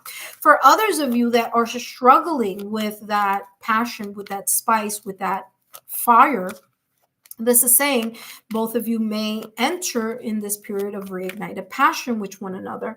And what do we have here? We have the Seven of Wands energy that just flipped over. Okay, Seven of Wands energy is being at a peak of having an vantage point. Okay, now in the not normal, but in the traditional deck, it's a very different picture. It's someone that is standing at the top of a mountain, and that person standing at the top of the mountain has a clear advantage at something here. Okay, and so what this is saying here for you, Cancer, is that you may have a vantage point here. You and your partner, you may be at a really good point together here. Okay. For others of you, this is feeling as if you take a look at the Seven of Wands energy, is a very different energy in this deck, because in this deck, it's someone who feels kind of like stuck in the corner, right? They're kind of like in between a rock and a hard place, as if things are moving too fast in their direction. So there's too much energy, too much desire, too much of something happening all at once. So this card in this deck is giving this overwhelming feeling, as if like there's too much happening all at the same time. And for some of you, that may be the struggle that you may be facing here mid-April through mid-May. It's like there's just lots going on. How do I make time for our connection? Right? So how do you, Cancer, or your partner, or both of you together, how do you bring the reconciliation and the reunion of the passion within your connection? Because there could be here just an overwhelming energy of maybe either too many things happening at the same time, too many responsibilities, not finding the right time, maybe too much kind of something happening very quickly. I'm getting like just multitasking also here with the Seven of Wands, which is interesting because I normally don't get that energy with the Seven of Wands, but it's coming like just a lot of things coming in different directions, and how to make or take that time to connect or reconnect. Okay.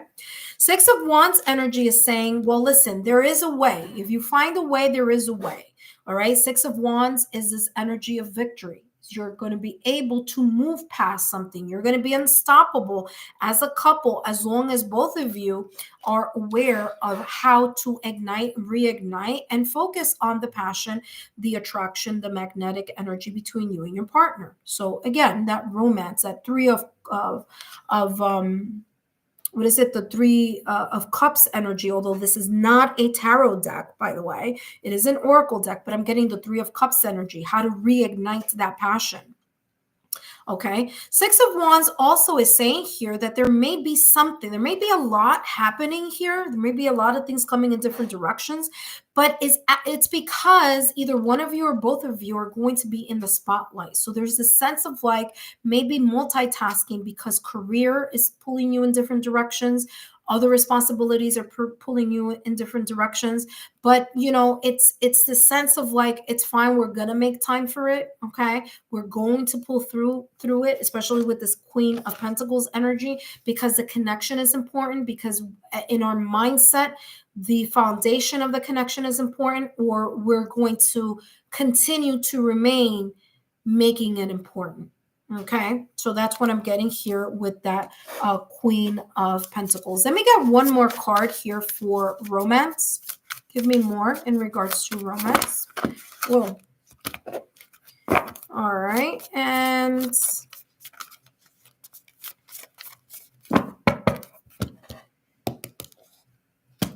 okay, romance, and you have here, yeah, deeper connection, depth. By making or placing your connection at the top of the pyramid here, okay, so making sure that spending romantic date nights, whether it be at home, whether it be once a month outside, whether it's however you carve the time, it's going to be at top priority here, mid-April through mid-May. Okay, it's going to be at the top of both of your minds here.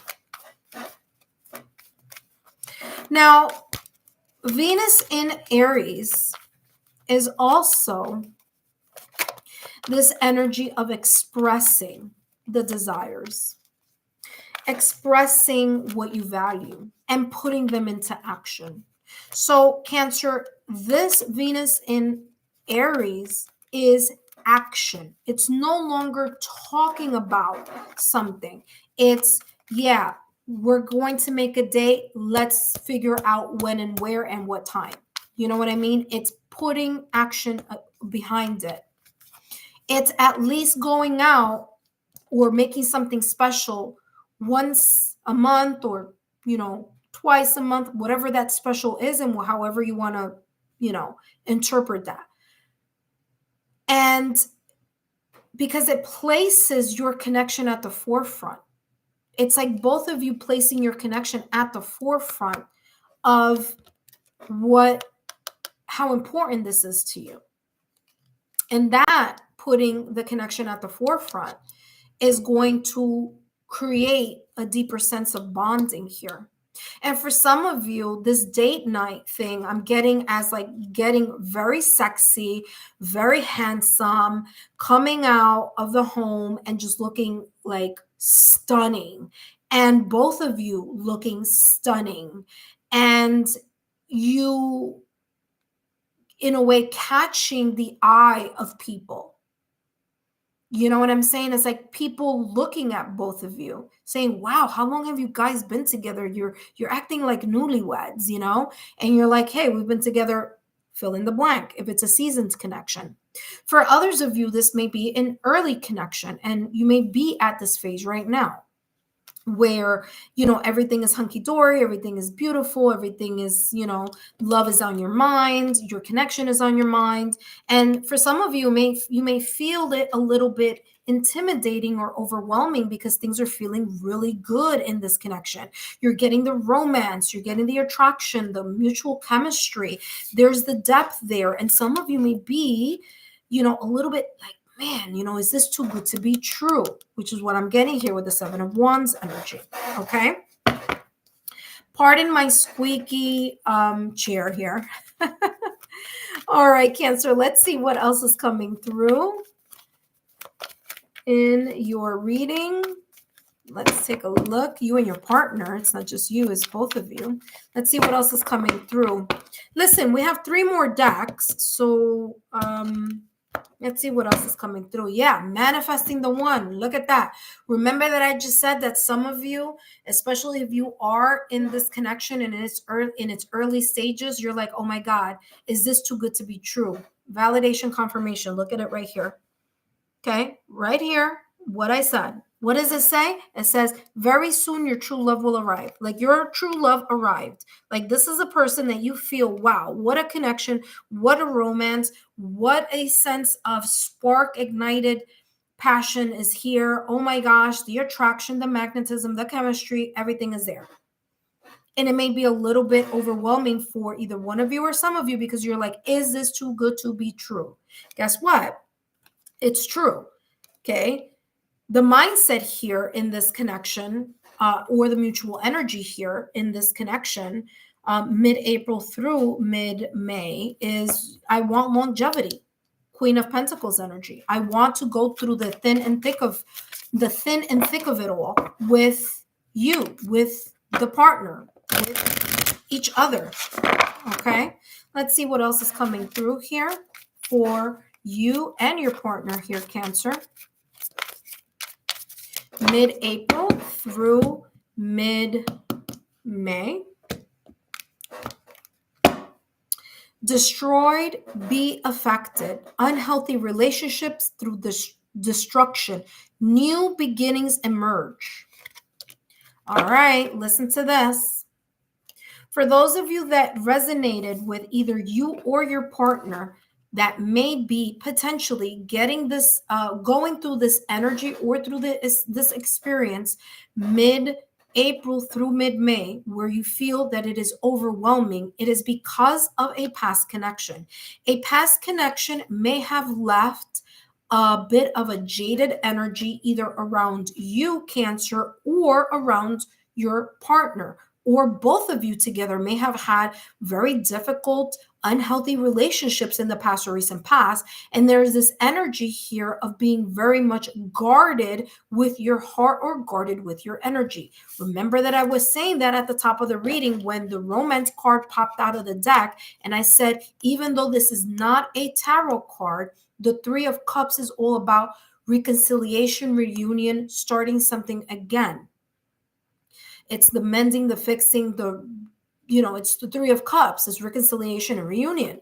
For some of you, or for both of you, you may have been in a connection where it was very unhealthy and it left this imprint in your energy field or in your heart or in your mind. Like, it's too good to be true because I did not have this in my past relationship here that may have been unhealthy.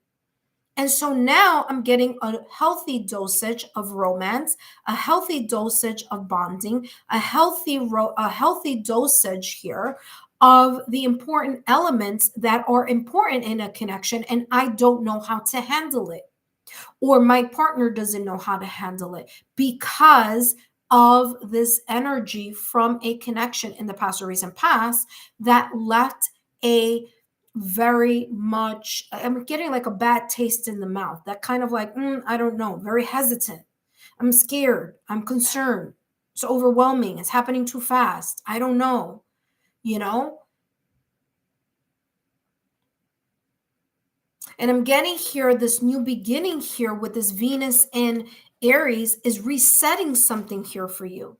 It's making you believe like, hey, listen, maybe this is a new beginning. Maybe this new beginning is that the universe has heard my manifestations. It's heard my cries, my prayers, and I'm finally getting a second chance here at either a connection with someone you've had a history with, or it's giving you a second chance at love with someone new, So very, very interesting, because that was what I was getting here with the Seven of Wands. Remember that I said, I normally don't get that energy, but there's always a reason why, I don't question my channeling at all, because I always know that there's a reason. I might not understand it at the moment, but there's always a reason why I'm channeling that specific message. And sure enough, now I see here, because, some of you here, either together as a couple or, in prior connections, had a very difficult time. For others of you, you've gone through a lot. You've gone through the, peaks and valleys here. You've gone through the ups and downs of this connection. Okay. For some of you, you guys are a seasoned partnership. And that seasoned partnership, still, you as a couple have it in your mind that it is important to be, to hold the value of your connection sacred. Okay. Like, you value the partnership that you have with your partner and your partner with you here in the mutual energy. So beautiful. Last but not least, let's take a look here, Cancer, at the mutual advice. What is the mutual advice here for Cancer?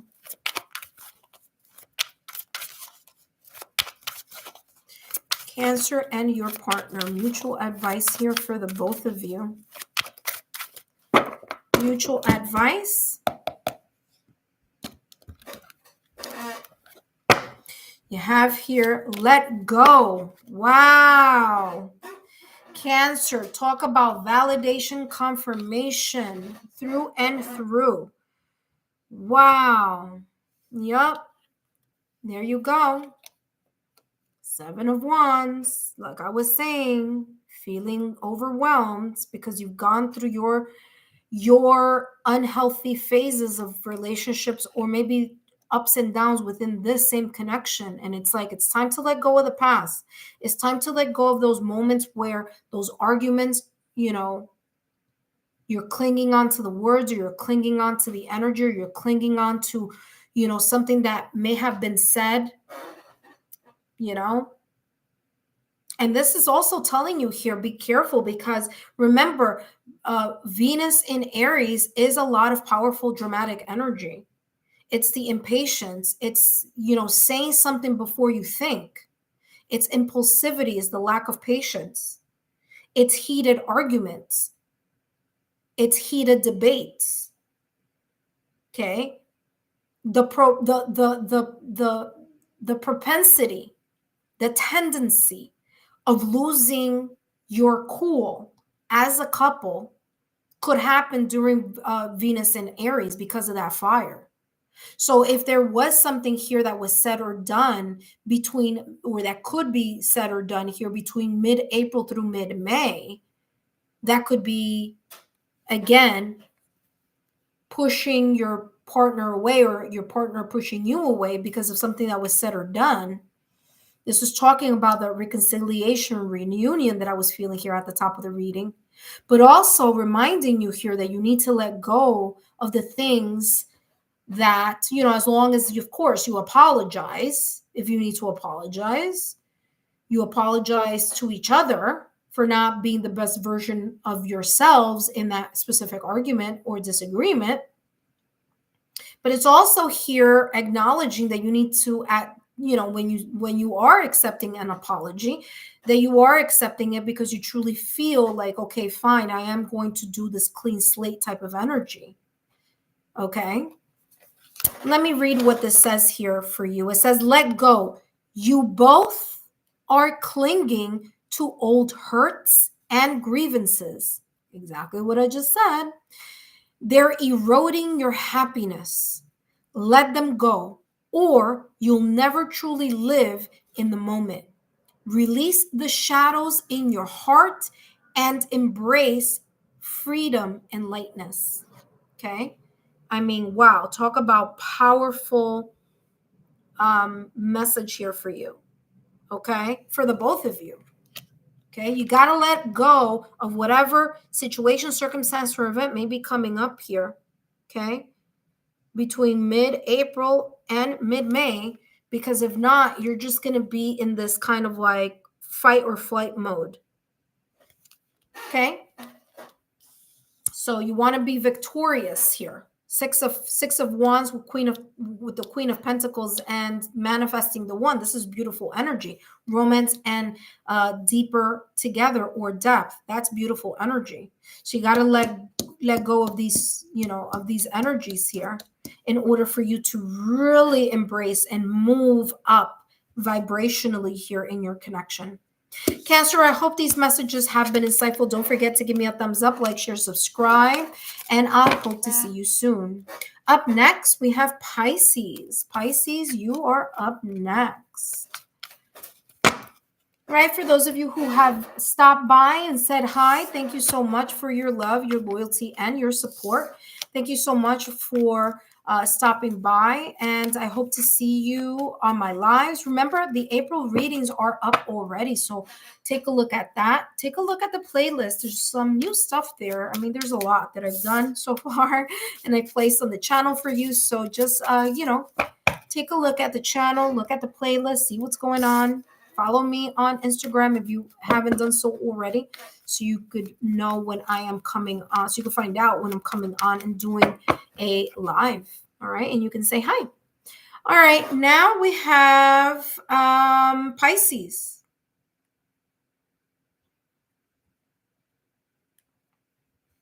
Hello, Pisces, and welcome back to my channel. Whether you are a Pisces Sun, Moon, Rising, Venus, or however Pisces may show up on your astrological natal chart, or in houses that focus on love, relationships, and partnerships or connections, such as your 7th house, your 5th house, okay, or your Venus, which is another placement, or your Juno, then these messages are for you. The more you know about your astrological natal chart, the more that you're going to be able to get out of these messages, because then you can go take a look at your other placements, okay, in regards to the messages that I channel. So Pisces, these messages are not just for you, but also for you and your significant other, your twin flame, soulmate, partner, spouse, however you may title your connection. And today, Pisces, I'm going to be channeling messages focusing on what is the potential mutual energy here between you, Pisces, and your significant other, your twin flame, soulmate, spouse, however you may title your connection. And you know, it's going to be important because Venus is already by the time mid-April rolls around, is going to be almost pretty much going direct. I mean, this reading is for mid-April through mid-May, so eventually is going to go direct. And so when it does, there's this energy here of like learning more about what's going to be potentially affecting you, because Venus is going to come out of its Pisces placement, and it's going to go into its Aries placement starting April 30th. Okay, so Venus in Aries is a very different energy than Venus in Pisces, okay? Venus in Pisces is Venus being in a water energy, in an emotive, space. Whereas Venus in Aries is now going to go into fire. It's going to go into action. It's going to be this kind of like proactive energy type of reignited passion, all that sparkiness, okay? But also, it's also going to come in with challenges, right? Because, Venus in Aries is, acting now and thinking later type of energy. It's also sometimes impatient. It's losing the temper at times as well, So, those elements are important to know. Because also, by the way, Venus is going to be in Aries during Taurus season. And as you know, Taurus is ruled by Venus also. So there's that aspect of it too, the stability of something, the values of something within your connection. So let's see how those influences or energies may influence your connection here, Pisces, between you and your significant other. So you have the Strength card, you have Temperance, and you have the Death card in Tarot. By the way, all major arcana. So this is something that you can still be going through even after mid-May, okay? Because major arcanas are longer lasting energies. They're more like lessons that need to be learned as well. So just take that into account as well. So the Strength card, okay? So you and your partner are going to be tapping into your emotional strength, spiritual strength, mental strength, energetic strength, maybe even physical strength, maybe focusing on getting stronger, or getting stronger in the connection, such as the vulnerability part of it, the being able to talk about things, being able to lean into each other, the ability to negotiate also, okay? I mean, the Strength card is ruled by Leo, okay? Leo is ruled by the sun, okay? So again, it could be bringing to light something of importance, maybe the strength of how both of you can manage a very big situation, circumstance, or event that may potentially be coming up mid-April through mid-May. And you both, meaning together, both confronting the situation, circumstance, or event together as a team. The Temperance card is ruled by Sagittarius. So, fire energy. Again, Venus is going to be in Aries, a fire sign during that time. But the Temperance card is the energy here of taking your time, of having the patience, of being or being in this energy of tempering something. What is tempering something? Tempering something is balancing something, being reasonable, negotiating, trying to figure out how we can negotiate. And I said that with the Strength card also, negotiation. Okay, managing a situation that may be quite large or quite taxing individually, but together as a couple, you're going to be able to move through it. But you're going to be able to move through it because you're going to be able to combine your ideas, perspective, your strengths, Pisces, as well as your partner's ideas, feelings, and strength, and you're going to merge them together and create this alchemy of a resolution that's going to benefit your whole entire connection. Okay, so that's how this temperance is coming through here for the both of you, mid-April through mid-May. You also have here the Death card in tarot. Death card is ruled by, by Scorpio. I don't know why I was going to say Sagittarius. Sagittarius is over here with the temperance, but is ruled by Scorpio. Scorpionic energy. By the way, Scorpio is a fixed sign, and so is Leo. Okay. Scorpio and Leo are fixed signs, and this is going to be occurring during the time where it's going to be Taurus season, which is another fixed sign. So there you have it. There's a sense here of putting an end to something or a cycle that needs to be put an end to. So like I'm getting here, like putting an end to the worry, putting an end to the disagreement, putting end to the unhealthy patterns or the self-sabotaging thoughts or limited beliefs that may pop up here during mid-April and mid-May.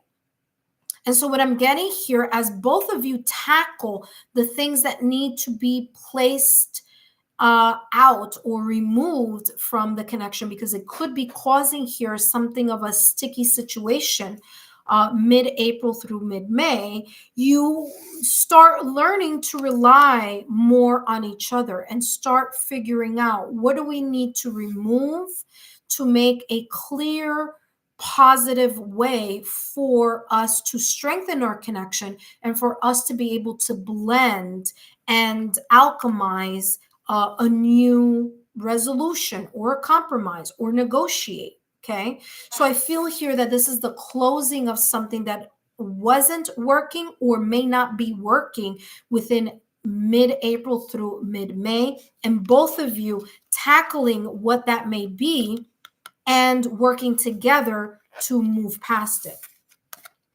Let's take a look at what else is coming through here in regards to more information. What else is coming through? Mutual energy here between Pisces and their significant other. All right, let's see. And we have here, look at that, differences, exactly what I just said, validation, confirmation. You're going to start thinking of how to end the differences and how to work better as a couple. Look at that. You're going to tread softly. Yeah, whatever this is, you got to be careful, because I remember that I said at the top of the reading, Venus is going to be in Aries.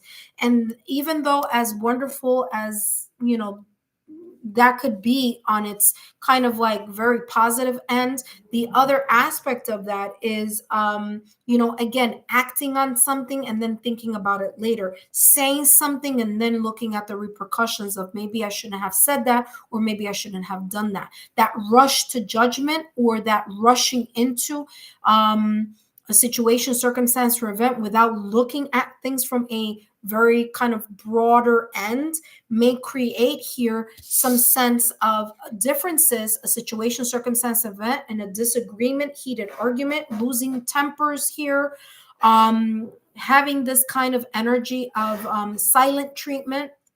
And again, I talked about that old pattern of behavior, and this is talking about it, bringing it to the surface early.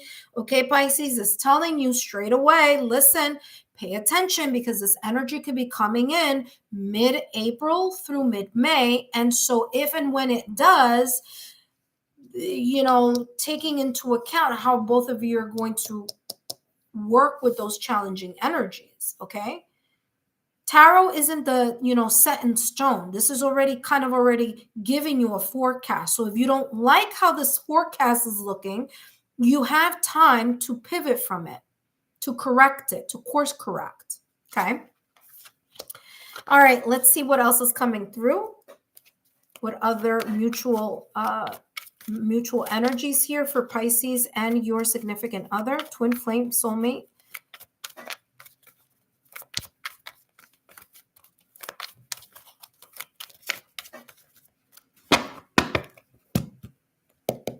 Let's see. And we have here, you deserve love. Look at that. You know, I'm getting Sagittarius energy here with this you deserve love and reconciliation. Yeah. It's learning how to forgive and learning to apologize.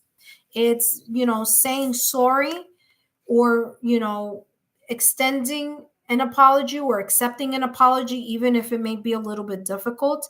It is calling out, especially behaviors that are old patterns of behavior, being able to express that, hey, listen, even though when we go through those pitfalls or through those pockets of turbulence where things are, you know, difficult, how we need to stop, caution, tread softly. We need to stop and take a look. What are the signals here that are kind of saying, you know what, it's time to stop before we get into a situation that is painful, that we're hurting each other rather than working with each other, okay? That's what reconciliation here is saying here. And learning that if you are really apologizing, or if you are accepting an apology, that you figure out together as a couple, temperance card here, how you figure out something together as a couple, how you can bring your ideas and then your partner's ideas, and how you can come up with a clear resolution. Okay? So remember, temperance is patience too. It's patience in the combination. It's the patience of the bringing two different people with two different mindsets who may react or act differently in the same situation. They may act very differently from each other, but it's how can we keep the peace? How can we negotiate a compromise together as a couple so that we are stronger together rather than, you know, be at wit's end with each other, okay? That being said, it says you are lovable as long as you are both focusing on the love and the reconciliation, the mending, fixing, repairing, or strengthening here of an aspect of your connection that may be very in the forefront mid-April through mid-May. This is saying there is here a resolution as long as both of you are ready to make the proper steps, ready to put in the right amount of effort, consistency, and you know, efforts in not doing or not saying or whatever this is again. Okay, so stopping something at its tracks. You have here release, carnival nights, make friends. It also says heal and transform. Okay, so again, healing is going to be of importance, and transforming something, like I said, okay, here with the temperance card, transforming something, bringing two people and transforming here this energy into a higher vibrational energy, something that is positive and conducive to a healthy relationship. Okay, that being said, let's take a look here, Pisces, how we're going to end this reading here. Well, this is your advice for you and your significant other, twin flame, soulmate, partner. Let's take a look at what's coming through. What is the mutual advice here for the both of you?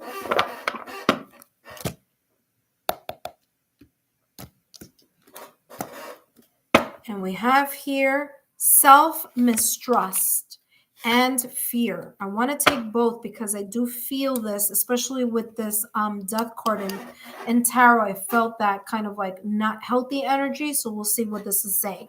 Self-doubt is holding you back, meaning both of you. Self-doubt is holding you back from progress. Do not let fear, I knew it. I was told, take this one too.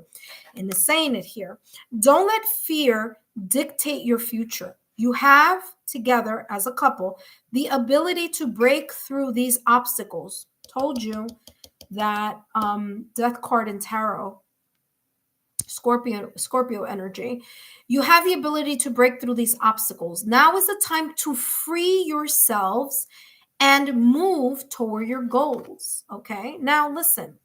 For some of you, these goals are going to be mutual goals, and for others of you, you may decide not to reconcile, okay? Because free will is a thing, it's real.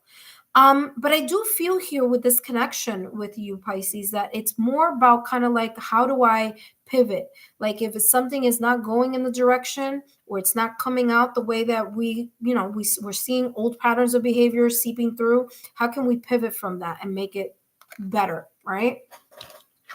Fear, it says you're thinking, meaning both of you are both thinking of all the things that could go wrong.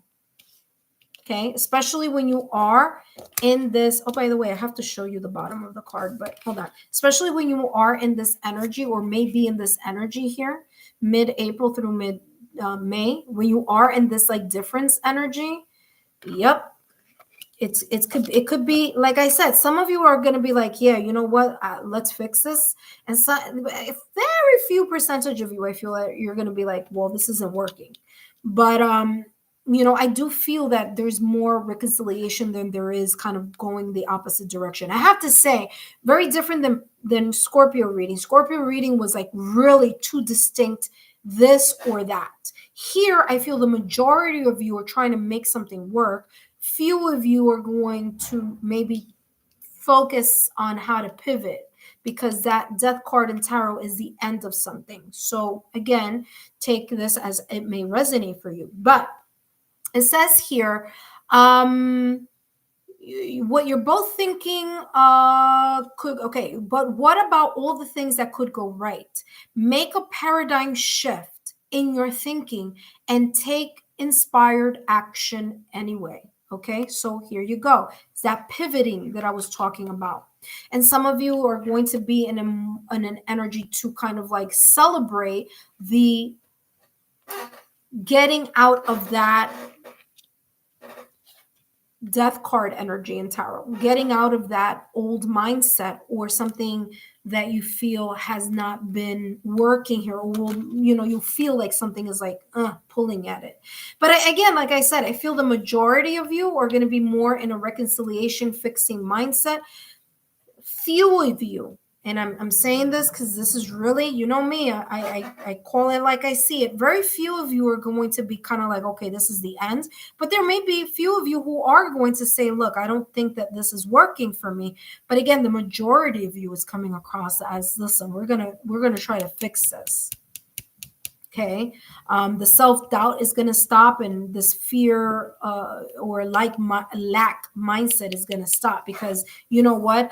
I'm focused on the love in this connection, and focus on moving ahead. Okay, Pisces, I hope these messages have been insightful. I hope each and every one of you have gotten some sort of insight within these readings for your connections, and I hope to see you soon. Thank you so much for joining, and I'll see you guys soon.